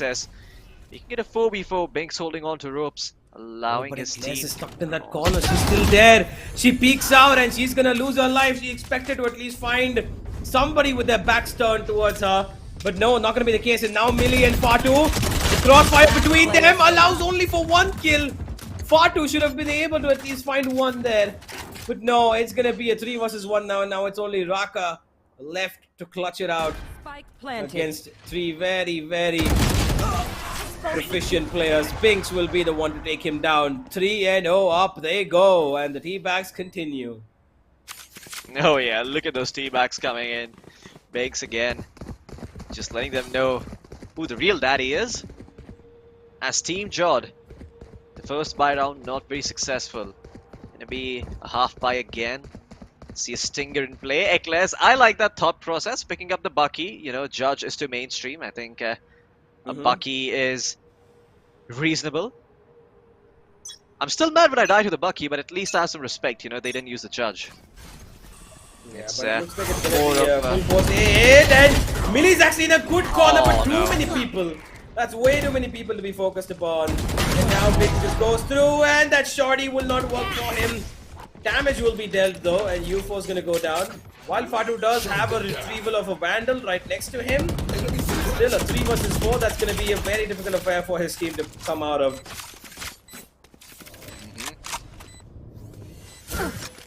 Well, looks like Shaktiwater Esports are able to play this post plant out. Good Nano Swarm to stop them from pushing. And then the slow up to follow from Ankita. Destroyed. As the push from screens gets delayed even further, Sentinel allowed to find a pick on Fatu, making it a 4v2. And this eco sort of falling apart. It's all down to Raka with the Sheriff. How many can he find? Not many. Looks like T-Bone's gonna clean them all up, send them packing, and he's got the orbital strike for the buy round. As Team Shaktiwater Esports winning that buy round means that they've got the ability again to shut down the side of Team Jod with all the ultimates that are available. And yeah, it's not something you think about very often, right? But I love it. Antidote letting him know who the real Jod is. Anna OP, indeed. Again, they go towards A, and this time they have an operator waiting for them, and UFO makes good use of it, but he gets spammed through the smoke. Well done to get that one back, and there comes the revive, but they've lost 2 instead. Oh wow, Millie! Millie blinds them, goes on a tour of the world, and Princess has no idea. Millie playing this to perfection right now as the Omen holding off one corner and just keeping herself alive. While Raka comes in, supports her. Now it's just one person left, and by the time I say that, Millie's taking care of that as well. Millie, amazing stuff. Yeah, look at the smile on that face. Oh man, that's so wholesome to see. Millie clutching out around, and all of a sudden you can see the spirits being lifted up on the side of Team Jod. Everyone fist bumping each other, high-fiving. That was a very, very good show by Millie. That spray transfer on those first 2 kills, brilliantly done. And then to follow it up with the paranoia. Yeah, great plays coming out from the side of Team Jod. Very much keep themselves in the game, but it's only bought them breathing room for a while as there's another buy coming through from the side of Shakti Water, and this time around, they're not kidding. Null Command's gonna be popped. Sentinel gonna try and get some information. That knife. Oh, it might lead them to believe that Raka's actually hiding towards backside, but he's in fact holding the corner there. Claire's gonna be throwing down the wall early on. And yeah. Look at Binks though. Look at Binks. He's actually crawled up towards ramps, and UFO has no idea about this. That corner is so menacing, and UFO's gonna be really, really pissed off about that. There goes a grenade towards side to clear it out, and there is a person over there. Millie. Binks will find one more Eclair on the rotation. There goes the operative strike, and Millie's just gonna be caught in that. She actually teleports back in towards it. And T-Bone gets a kill practically for free. Nothing lost over there. And now it's a 5v2 where Raka and Fatu, well, coming on the backstab, I honestly don't think there's anything they can do. The turret is gonna, you know, find them out over here. But before that, Ankita will peek out. And now she's spotted out both of them. Here comes Binks, and Binks cleans out everything. Another 4K for the man. And yep, here we go. There it is. There's Binks. Yelling at them, letting them know who's boss. I mean, you know, you can already see Shakti Water Esports. They're having the time of their lives. And for those of you who have never had the experience of what playing in a LAN cafe is, this is pretty much it. A lot of trash talking in real life, a lot of you know, getting up from your seat and going to the face of the other person and letting them know that they're not good enough to beat you. And yeah, I mean, it's most certainly an experience that I wish every gamer has at some point in their life. I hope you're on the winning side of it as well when that happens. And now they know that Raka is in towards Wentz, and they've got him rid of his abilities as well. Eclairs does take out VLT Raju. That's T-Bone being a little too aggressive, but he... Wait, what? Did he find that through the boom bar? Okay, Eclairs. That's unfortunate. She goes down, but Fatu's still there. But look at UFO. His flank is amazing. Oh, but Binks comes up. Oh my god. Of course, he comes up for his fiancée. He saves her life. And she ought to be thanking him for that.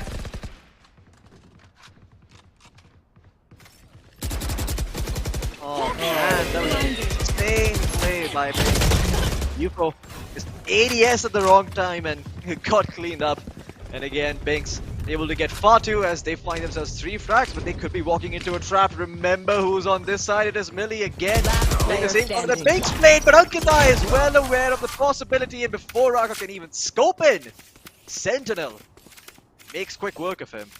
And that's that. The rounds are done. Shakti Water 6-1 on board for them on offense on split. That is ridiculous. How the hell have they managed to do this?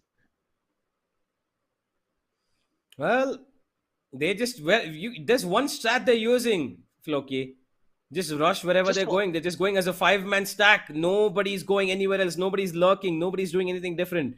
Wherever they go, they've either got a 5v2 duel or a 5v3 duel, and they're making it work. Finally, looks like they're spread across places. Here goes the ultimate though from UFO. Don't think he suspects anybody there. There it goes. And he finds, of course, Anna. And here's Princess to get the trade back. Fatu also went down to her. She was hiding in that little nookie corner, and she makes the most of it. As the backstep comes in even from B, and of course, T-Bone covers up for his friend. The entirety of their team has been in a very difficult situation, but Eclairs! What? What did what she in just the hell? do? One by one, they went up the ropes and only to get shut down by Eclairs. This woman gets them down with a Spectre. And even that push that came in through, they were just being aggressive towards both Beeman and Amen and trying to pinch them in. And while they did get the kills that they wanted, Shakti Water fell prey to Eclairs' Spectre. And now she's got the revive available. Mission impossible became mission very possible. That was a reference to them sliding on the ropes. No? Okay, never mind. No, I got it. I got it. Yeah. Well, oh, okay, that is actually a very value knife point. It detects both Raka as well as Millie. And now, would you look at that? Chamber's suit actually changed color to white when it got suppressed. It wasn't black again. Like it usually is. I mean, the West, at least, turned white. You mean gold, right? No, it is gold when you've got the teleportability, and once you use it, it becomes black again. But when you're suppressed and it's available, it turns white. Oh, Binks finds Eclairs towards the other side of the map, and now that's the instant rotation being called in. But Sentinel! What did you just do? What the hell was that, Anna? Holy moly, that spray transfer was juicy. As the muscle memory returns. Yeah, it's just perfect timing. He just found the most opportunistic timing. The minute Binks took care of that person on the A side, Eclairs went down. Instantly, the side of Jord were like, okay, we gotta rotate right now. And that's the mistake they make because Sentinel's sitting in that corner and he finds himself 2 easy frags. Fatu, not gonna be detected just yet, but he's in a 4v1, which is a very, very difficult spot to be in. And of course, T-Bone's got his number. There goes the teabags again. And of course, number 7 or number 8 was it? Number 7 comes up for the side of Team Shakti Water. And like I said earlier, they've got the momentum on their favor over here, Floki. T-Bone, Binks, as well as Anna. All 3 have been performing brilliantly from the last map. And not to forget, Ankita and Pinksess doing their well bit as well. Ankita stepped up here. She's got about 9 kills. And Pinksess, while she's able to hold on to the backlines for her team, she's done just about enough to keep them relevant. Yeah. Well, very early knife point from Sentinel to clear out anyone holding towards B main area. The Killjoy ult is going to come through, but backside won't be cleared. But a fragment is available just for that purpose. Oh, that lands perfectly. Raka will be pushed in. Oh, ooh, a small gap. That well. Yeah, there's a small gap in that, but it does give him a little bit of pressure. He's blinded. He's got a lot of bullets coming in, and it will be T-Bone to get him down. But the smoke from T-Bone does not go to Binks. Go to the knife and Fatu and Binks are going at it. Oh my god! The grenade will push him back. But Binks will not be getting his knife today. Instead, it is going to be the knife of Sentinel to detain their abilities. And Binks will get melee. Peeks out a jiggle. Even though he's on 5 HP, it doesn't matter. UFO will get him down. It is a 3 versus 2 at the moment. One enemy remaining. Make that a 3 versus 1. And it is going to be the 8th round in security for the side of Team Shakti Water. Or is Fatu going to be able to clutch this out? The time's not his best friend right now. And the crossfire between Ankita and Pinksess is perfect. And Ankita finds the kill onto him. Number 8 up. And while the knife doesn't come through, the fun of it surely was translated onto us. Oh yeah, most certainly. I mean, that was hilarious. Fatu turning at the worst possible time. And Binks missing that instant kill by that much. And you could see Fatu was also like, oh, you want a knife, dude? Buddy, let's pull out my knife. But then, they both pulled out their pistols, got a little confused and gave up on that duel. But yeah, the message was received loud and clear. Hello, Team Jord. This is split defense. But having a very good time, but UFO with the just looking to turn things around. Will you able to fight one? Will fight a fourth one as well. Spike down. Okay, UFO, okay. We get it. You're still very much in the game, not to be underestimated, and out of nowhere, able to pick one up. Wow, just sat there with a judge. And even though he was detected, they didn't really, well, go, through the entire aspect of checking that corner, expecting that maybe he should be close. And yeah, it eventually does fall down. The fort of Shakti Water has been broken, at least one part of it, but they're still not under fire yet because they're 8 and 3 up. Here goes UFO. Ultimate in his hands, misses it. Binks should be getting that, but he's been stunned. Oh man. UFO and Raka find a couple more. Ankita will trade back, but she's got one more to worry about, and Raka's found properly everybody. And while Princess comes through, she whiffs one. She's not gonna get the other either. She whiffs both those shots, but that's okay. It's still an 8-4 half that they're gonna be doing everything possible to get themselves a good and secured half of 8 and 4. Oh yeah.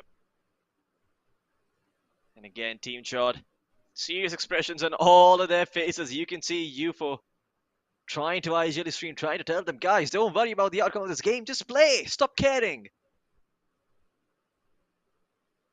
But yeah, seems like Team Chod showing some signs of life for now, but eventually they should be able to close this one out. And Team Shakti Water Esports sitting firmly in the driver's seat. Two goes in a frenzy. Smokes to work with very early wall towards mid, but it will be quickly broken down. Well, that's Crackman. Succeed in taking out the wolf, but we'll get some information towards the side as Ankita peeks out and cleans up Raka. Raka end up fighting the dust, and well, looks like Binks will get the return kill, and Ankita will also be able to get the kill on Fatu, still holding on to be heaven. And Shakti Water Esports in a very good position to clutch this one out. UFO trying to kill. Big information! He had an opportunity now, but he has lost it. As Ankita spots him out, and well, you can see her game sense, letting her know that there's a push coming in from defender spawn, but yeah, with the spike being dropped there, she's gonna choose to go back instead and just hold out with her teammates. Oh, the rope sound is going to confuse her a little bit. UFO tried his best, but Ankita looking to get the 4K, forced off with the reload. But single bullet will do the job. Millie gets cleaned up. 2 pistols, Team 2 Shakti 4Ks Water. for Ankita. Oh yeah. Brilliantly done. She looks like she loves the pistol runs. And she's got 8 kills just out of that. And right now, leading the charge with 16 on her side. And across the server as well. She's done a pretty good job of keeping her team in the lead. Oh yeah. I was waiting for so long for a smile to come up, but yeah, me nope, too. nothing. Me too. Just a stoic man. UFO, well, he's able to find T-Bone, but Ankita is there to get the kill straight. So that man advantage goes out further, gets UFO as well. Out of charge. Now it's down to Melee and Raka Binks with the knife. And well, looks like even then Raka is not going to be able to get that kill, leaving Melee to her own devices. Gets detected by the alarm bot. Smacked in the face by the turret. Spotted out. She has got the spike on the other side. Binks is waiting for her. 10-4, Shakti Water. Yeah, Ping says we'll clean it up, and that's going to be Shakti Water with round number 10 here. And while they are swimming freely, their opponents are kind of drowning in the same water that they are in. 10-4 down. That is a huge, huge deficit. And let's see how much they can actually come back into this game. This is their bye round. This is where they need to make the difference. But because the defense has got the advantage on the bonus, given that they've got Spectres, they can play the close range outcomes here. They go straight in towards A Heaven and A. Ankita's waiting for a Binks. Okay, what are you doing? UFO finds one. UFO finds two. While there is a trade coming in from T-Bone and Princess. Princess is holding down the line towards the A side. She's made of concrete and she says, I will not move, you move. And Eclair knows that she's in this corner. And now she's letting T-Bone do the work, but Millie will be taking him down. And now she comes out, Eclair with a knife! No charges. Thankfully, she's going to be able to get her down and she survives with 1 HP. Millie will take care of Heaven, thankfully. And Eclair's at the worst timing possible takes out her knife, but will be able to survive thanks to Princess being less than 30 HP. Oh yeah, most certainly. Well, Team George still showing signs of life as now Shakti Water Esports. You see a buy on Binks? Well, considering Binks' bot, he's going to force everyone else to buy up as well. But it is the right call. They are ahead in terms of 5 rounds. They should not give Team George a moment to build up their economy. If they're able to break that by winning this round, then very comfortable. Binks finds one, gets the free transfer on the second, looking for the third, won't find it, but elsewhere T-Bone cleans up Raka, so it's now a 4v2. And Team George have literally nothing to try and make a comeback in this game. Yeah, and they even have a revive available. Right now, Ankita can just go ahead and revive Binks towards mid, and I think that's what the call is going to be. Eclairs, Millie, gotta show us what you got. Show us how you can clutch it out. This has happened before. They have clutched out 2v4s before, and Eclairs makes the first step towards it. It's T-Bone in an comprehensive position where he was not supposed to be. The revive does come through. Knife will go in from Sentinel to try and get information. They know that Eclairs is still towards B. Sentinel Spike down will B. take care of her, pushing in. Spike has been dropped. Millie might be coming on the backstab, but Princess is ready for it. With the knife in your hand, Millie, at that position, not really the best of choices. 11 and 5. And I think it might just be over here, Floki. Oh, yeah. Not to brag, but I did notice something. Sentinel, he does use the same Singularity skin variant as I do, so it's no coincidence that, they are winning this one.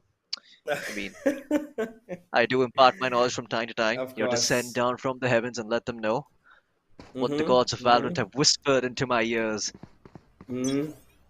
during my dreams. And indeed. Of course, Floki is the almighty, right, above the Valorant gods. Yeah, I am. There's a reason Floki doesn't play professionally. It'd be too unfair. I want to give chances to other players.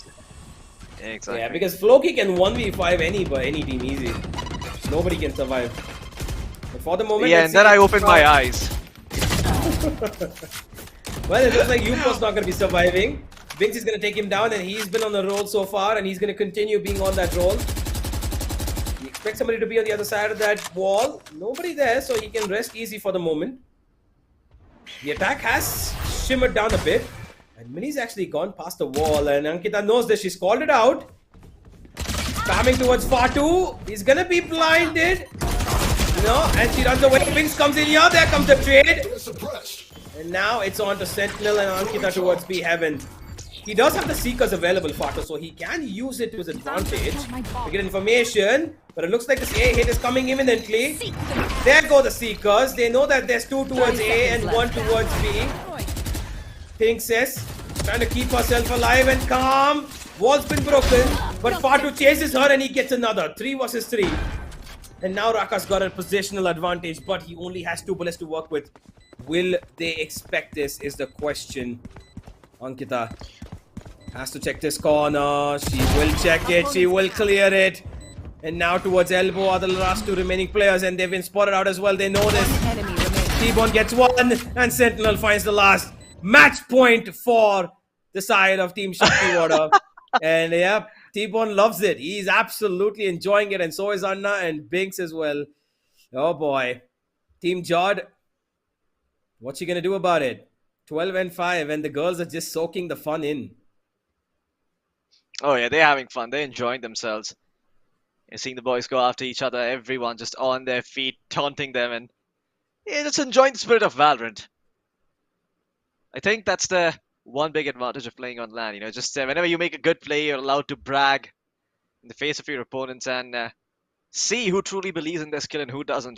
Just sort of break the enemy you mind. You can see Raka's feeling the pressure. He knows that, know when you're beat feeling This is one of it, and now, oh my god, Oh, Sentinel's wow. knife gives them so much information.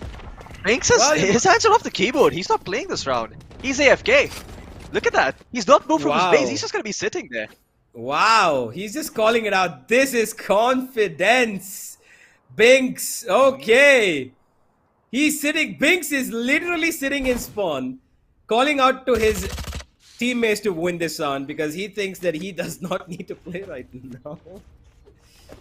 Oh, yeah. And you can see a few words being exchanged between Team Jod and Shakti Water Esports. Yep. As they're all laughing. This is the banter at its best. Oh, the ultimate perfect. Oh, You you hell! Well done from T-Bone. And he's got a free kill. And now B Heaven, while it does seem like a point of contention, Fatu out with his flashes in his hands. Ankita gets him down. And oh my god, it does seem like Binks is not necessary. Teleport's ready. While the plant does go down. Right, just look at U4 and Binks. Both of them with the hands in the air. It's over. GG's, and it is done. Team Shakti want a win without Binks even having to touch his hands on the keyboard for the final round. He didn't even move. And that's exactly what he's calling out. He just called out the round for his team. What a victory for the side of Team Shakti Water. Deservedly go through with a comeback on the second map. Yeah. I love it. Binks also discussing the possibility of a second VLT team. Saying that I'm too good, man. Just my presence on the server. It's a buff to my teammates. That's all I need to do, just be present. But there was a lot of banter. I assume Binks it's went post-game AFK, interview, let's so jump we're into going to have it. you up on stage, but can you quickly have the mics come up, please? Oh, we have the mics over here. Thank you so much. Binks, he's going to make a vlog. You can record the vlog as well. The entire team, I need both the teams to come up. UFO, can you get the team as well, please? Hey, sad faces, aa jao. Aa jao, bhai. Here's a mic for you. aa jao. अरे इधर आओ. Wait. उसको अभी मत जवाब दो. उसको mic पे बोले दे सब. इसको ये माइक पे बोलेगा. ये come here. Here you go. पूरे साल खेलता है तू? हाँ. फिर भी Immortal 1 कैसे है तू? Immortal 3 है. किसने बोला है? करियर में देख सकता है. किसने बूस्ट किया? तो आप भी तो पूछा. किसने बूस्ट किया है? मैं खुद किया. वो जान दे. मैं लास्ट राउंड AFK था. तो? खेला तक नहीं. हट जाता हूँ. एक काम करता हूँ. फिर भी हारे. तो? AFK. तो? ये लोग ने मारा है. तो? देख ले कौन टीम है. कौन? टी-बोन से हारा है तू. किससे? टी-बोन. तो टी-बोन भी तो Immortal है. छी भाई छी. चलो आजा. Next vlogger. क्या? एक सेकंड. इधर कम है. अभी ऑन स्ट्रीम पापा बोल दे. ऑन स्ट्रीम पापा बोल दे. ऑन स्ट्रीम पापा बोल दे मेरी जान. बोल दे. एक ने बोला क्या? बेटे पता चलेगा, ठीक है? बोल दे आज बेटे.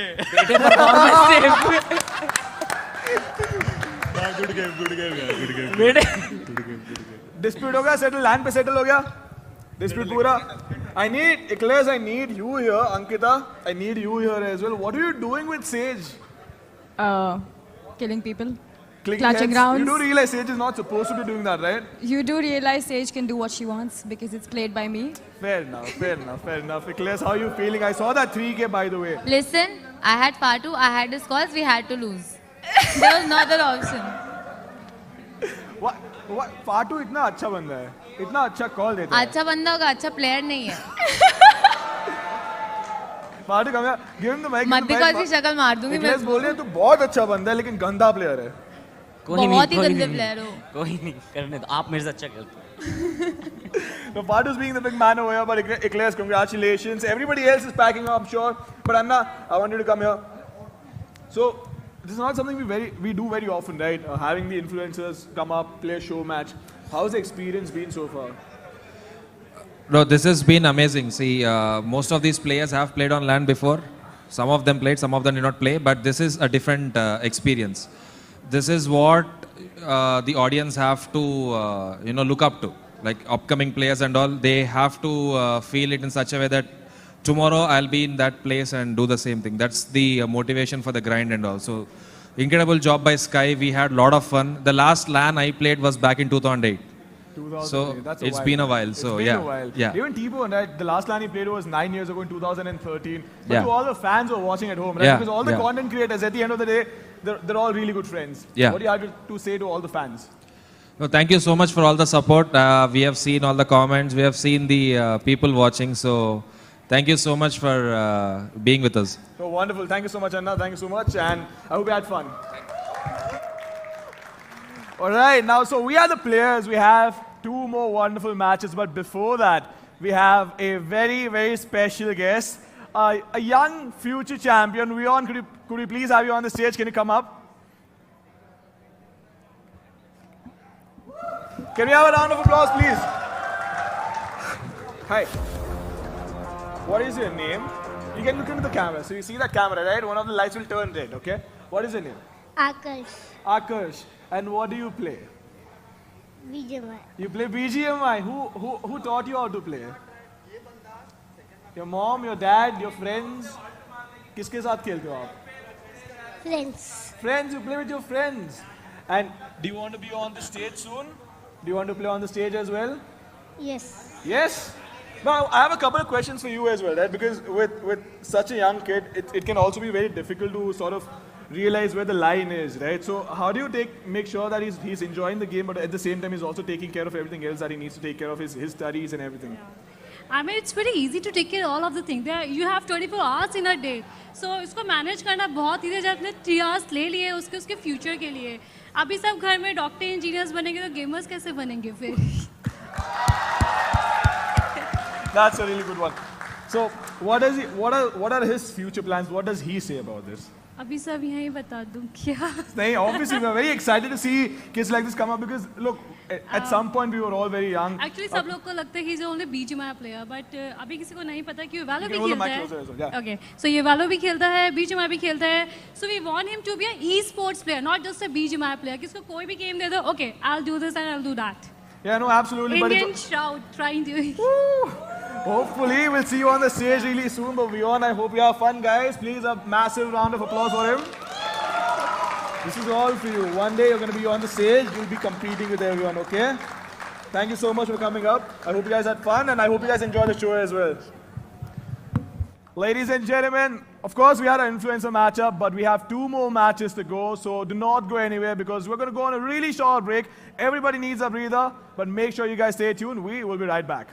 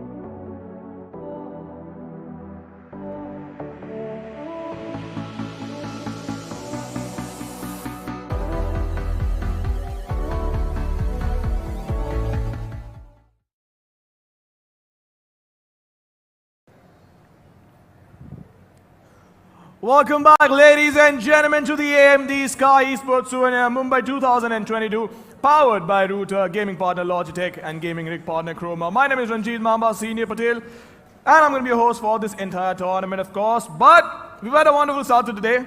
A lot of fun, a lot of banter, 10 content creators going up against each other, but now it's time to get real. It's time to get serious. We're going to have two teams come up on the stage. I'm sure all of you guys know which two teams these are going to be.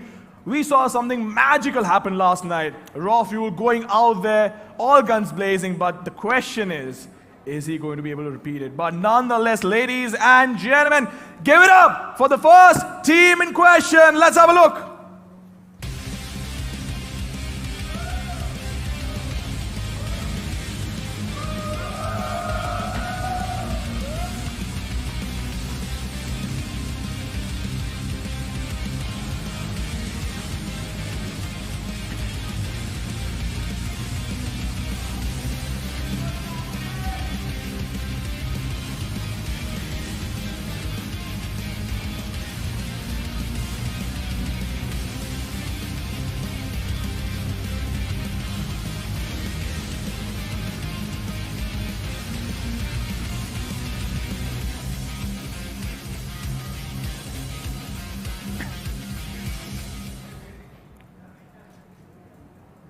All right, ladies and gentlemen, a huge round of applause for Velocity Gaming!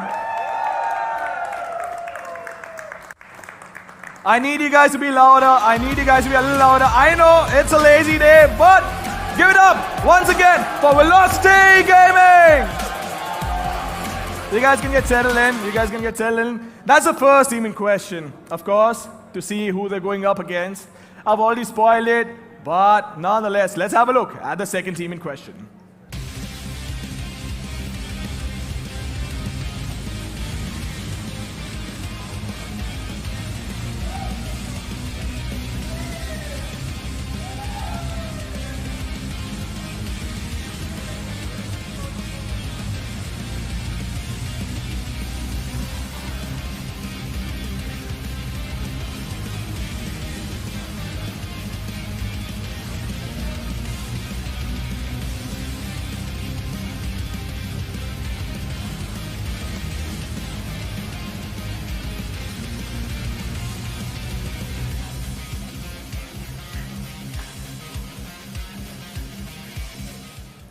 All right, give it up, ladies and gentlemen, for Enigma Gaming!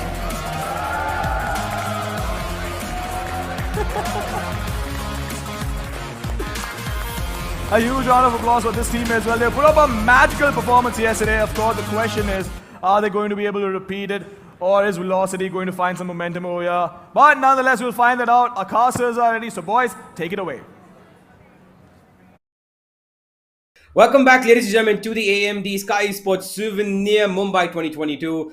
Our gaming partner Logitech, powered by Router, and of course our gaming rig partner Chroma. I'm Universe, and I'm back for this one. Along with me is Necros this time.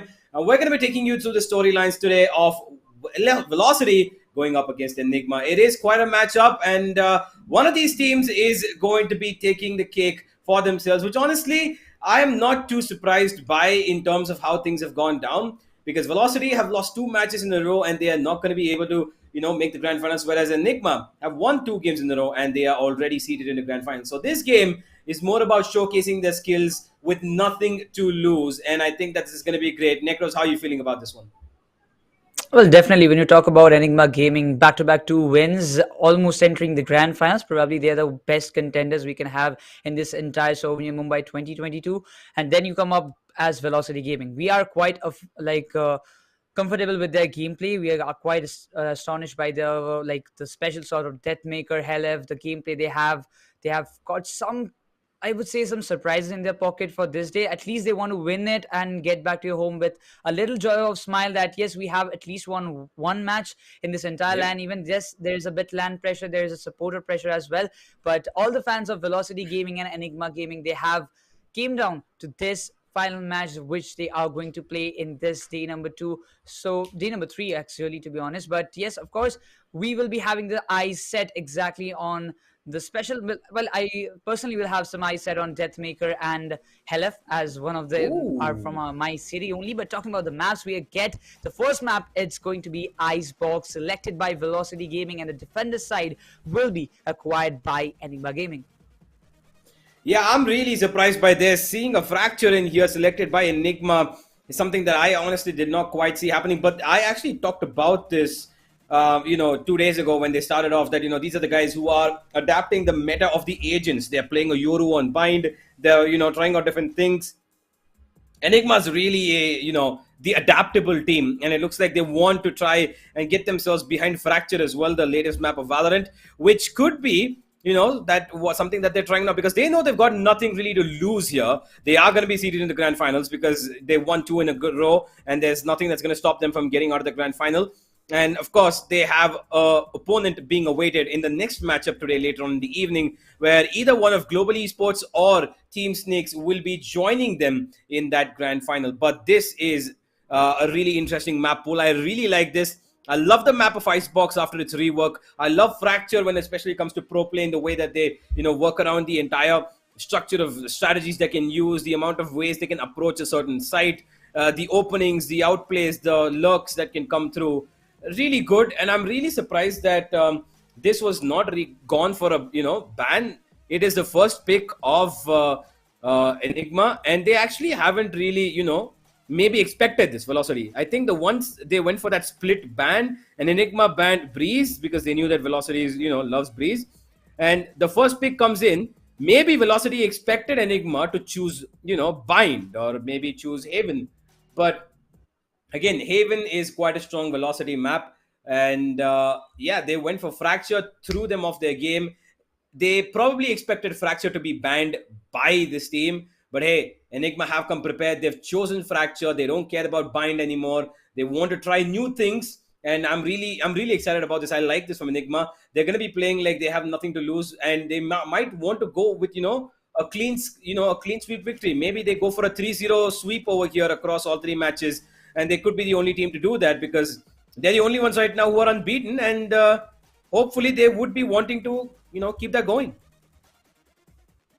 Of course, like Enigma Gaming is quite aware that they are inside the grand final, so they want to take and make some risks at this point of time. They want to explore some new maps. They want to explore some new strategies against Velocity Gaming, while Velocity Gaming will eventually try to seek up one victory before like in this entire tournament, as I said earlier. But this time the players are getting ready, and we can see some of those excitement. The beautiful trophy, it is exactly in front of us. All the teams are actually playing to grab this one and get this thing exactly in their boot camp or to their home, or whatever we say. But definitely this time, I believe Enigma Gaming, will they continue their winning streak, or will it be Velocity Gaming who might just broke that winning streak of Enigma Gaming and can secure their first victories in this entire LAN tournament? So we have to see it around, and the first map, it is going to be Icebox. Let's just see it around, what awaits for us. While the players are getting pumped up, they're having some warm-ups, they will eventually try to go all out, whatever they have got the strategies in their head.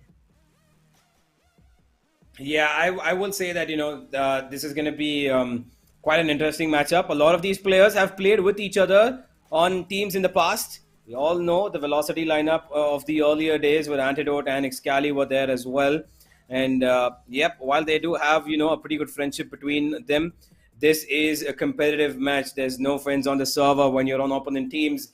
And Velocity at the moment, having gone down by 2 matches, they've got nothing to lose. They've got practically everything that they can try in their in their arsenal right now.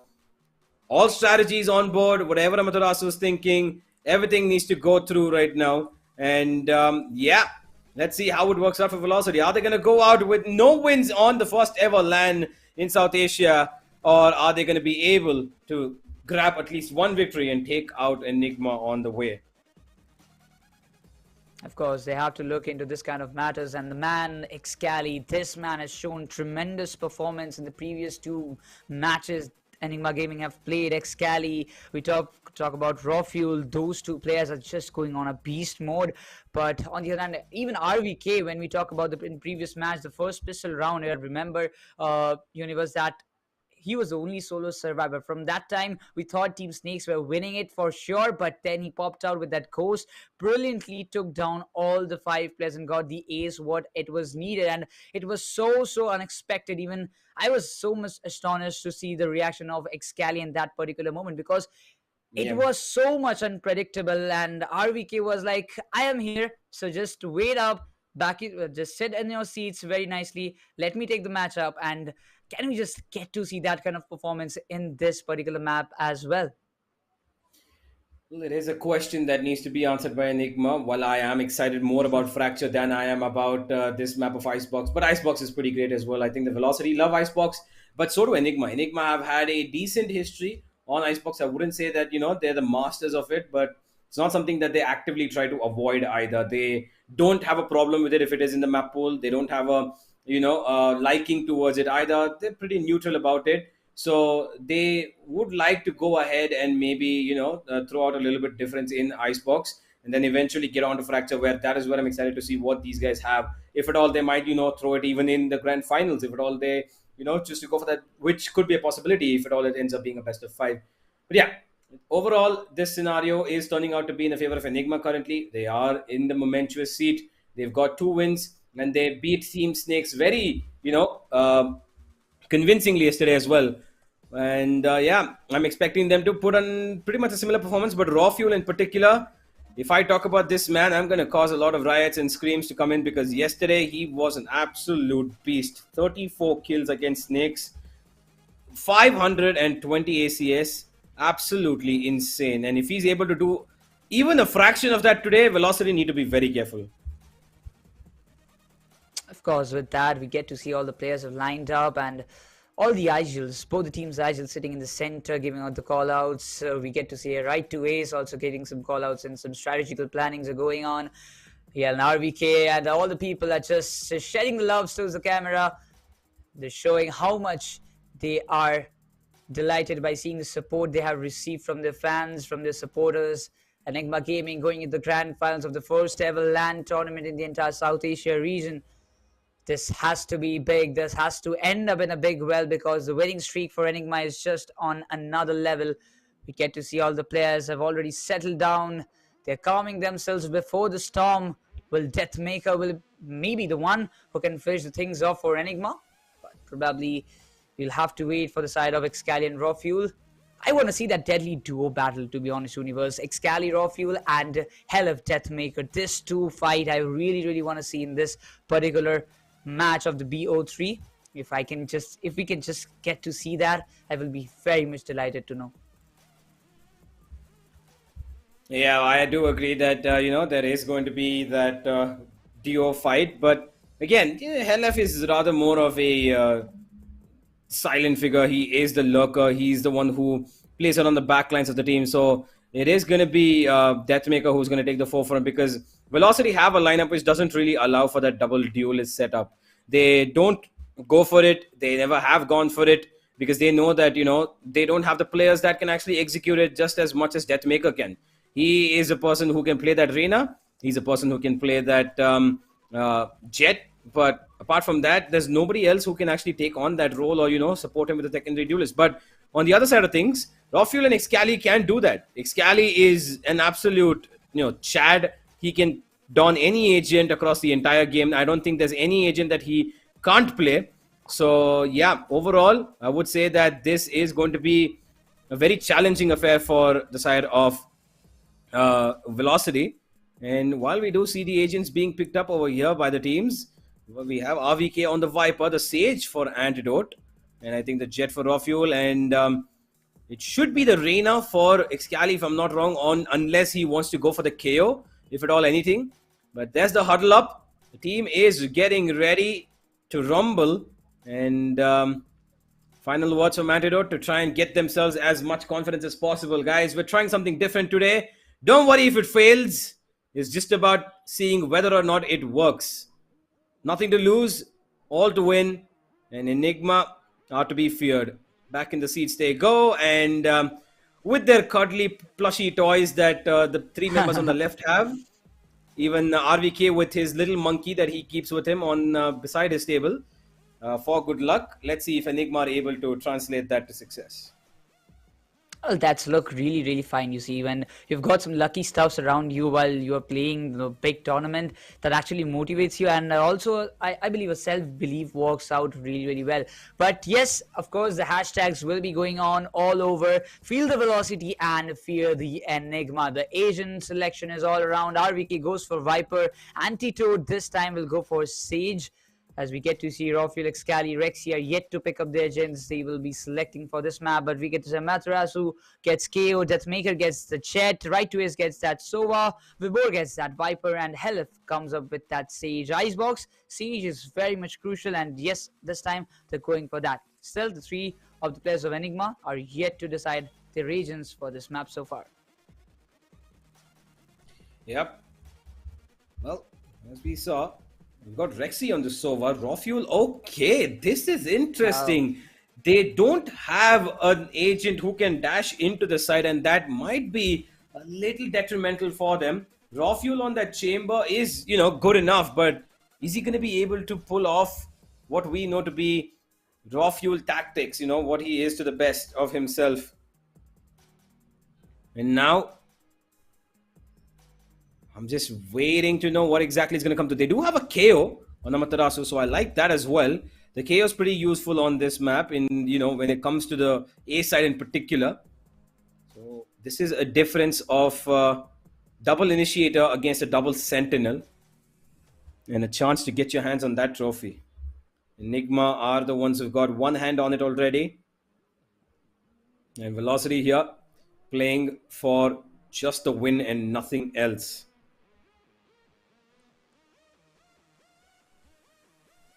Well, of course, we get to see this kind of situations are very, very much rare to see. But yes, you see, like, they're all cleaning up the sweat, the hand sweat that disturbs the players a bit. Scally, the main match is coming up very, very short. It's something that has to be the decider. Well, as you mentioned, Universe, Enigma is the one, those who have already one hand over that beautiful, gorgeous trophy, who will be the another one to lay the hand on that trophy and make the competition possible. Will it be Global Esports? Will it be Snakes? The question is still there. We can see some of the fans of Global Esports as well sitting. We get to see some known faces around the corner. Well, we might see the supporters of Velocity. We get Bings there. He's looking at his phone, but of course he's coming up for the support staffs. Velocity Gaming, Enigma, all the fans are quite ready to gear up for this fight. Yeah, they most certainly are. We've got a lot of support on either side here. The squad of Enigma on the right and Velocity on the left. It's quite an atmosphere in that LAN event venue. Wish we could be there, but unfortunately, we have our own shoots to bear, our own crosses to cross. And for the moment, while the side of Enigma are getting ready and getting into server, Excali is just preparing himself a little. Something's probably bothering his foot, and the minute it's done, he's going to put on his earphones and headphones back up again, and we will get into the game. But as of right now, everybody's locked and loaded. They're on the server. The match is going to be resuming in a couple of seconds, ladies and gentlemen. The first match of the day, which is going to be against the winners and the losers of the tournament so far. And only for one to decide who's going to get the glory rights. Is it going to be Enigma to go unbeaten to the grand finals? Or is it going to be Velocity to at least get one victory out of the 3 matches that they are going to be playing? Well, we are not aware of that, but still, let's just keep the fingers crossed. The Velocity Gaming's fans, all the VLT's fans will be just wishing for this victory at least. They want to see their win. They want to see their team being in a happy mood, while Enigma wants to just continue their winning streak throughout this entire tournament. Because when you just look around, the 3 matches which Enigma will be playing, 2 of them they have got the victory. The third one, if they also get this one done, then the other one match, the BO5, which will be determined. It's going to be there tomorrow, the grand finals. And even when you see the fans are excited, they're sitting very, very precisely. They want to see the action start. All the players, the same faces roaming around and around. We get to see some more, like, you know, some known faces. I guess Oasis is the one sitting exactly in this particular seat. But we get to see all the stars just waiting for this match to get started. Pumped up situation. And once the players are ready, I guess we will be good to go for this match. Yep, we will be. And I see a couple of casters there as well. I can see Crips and Vivek sitting.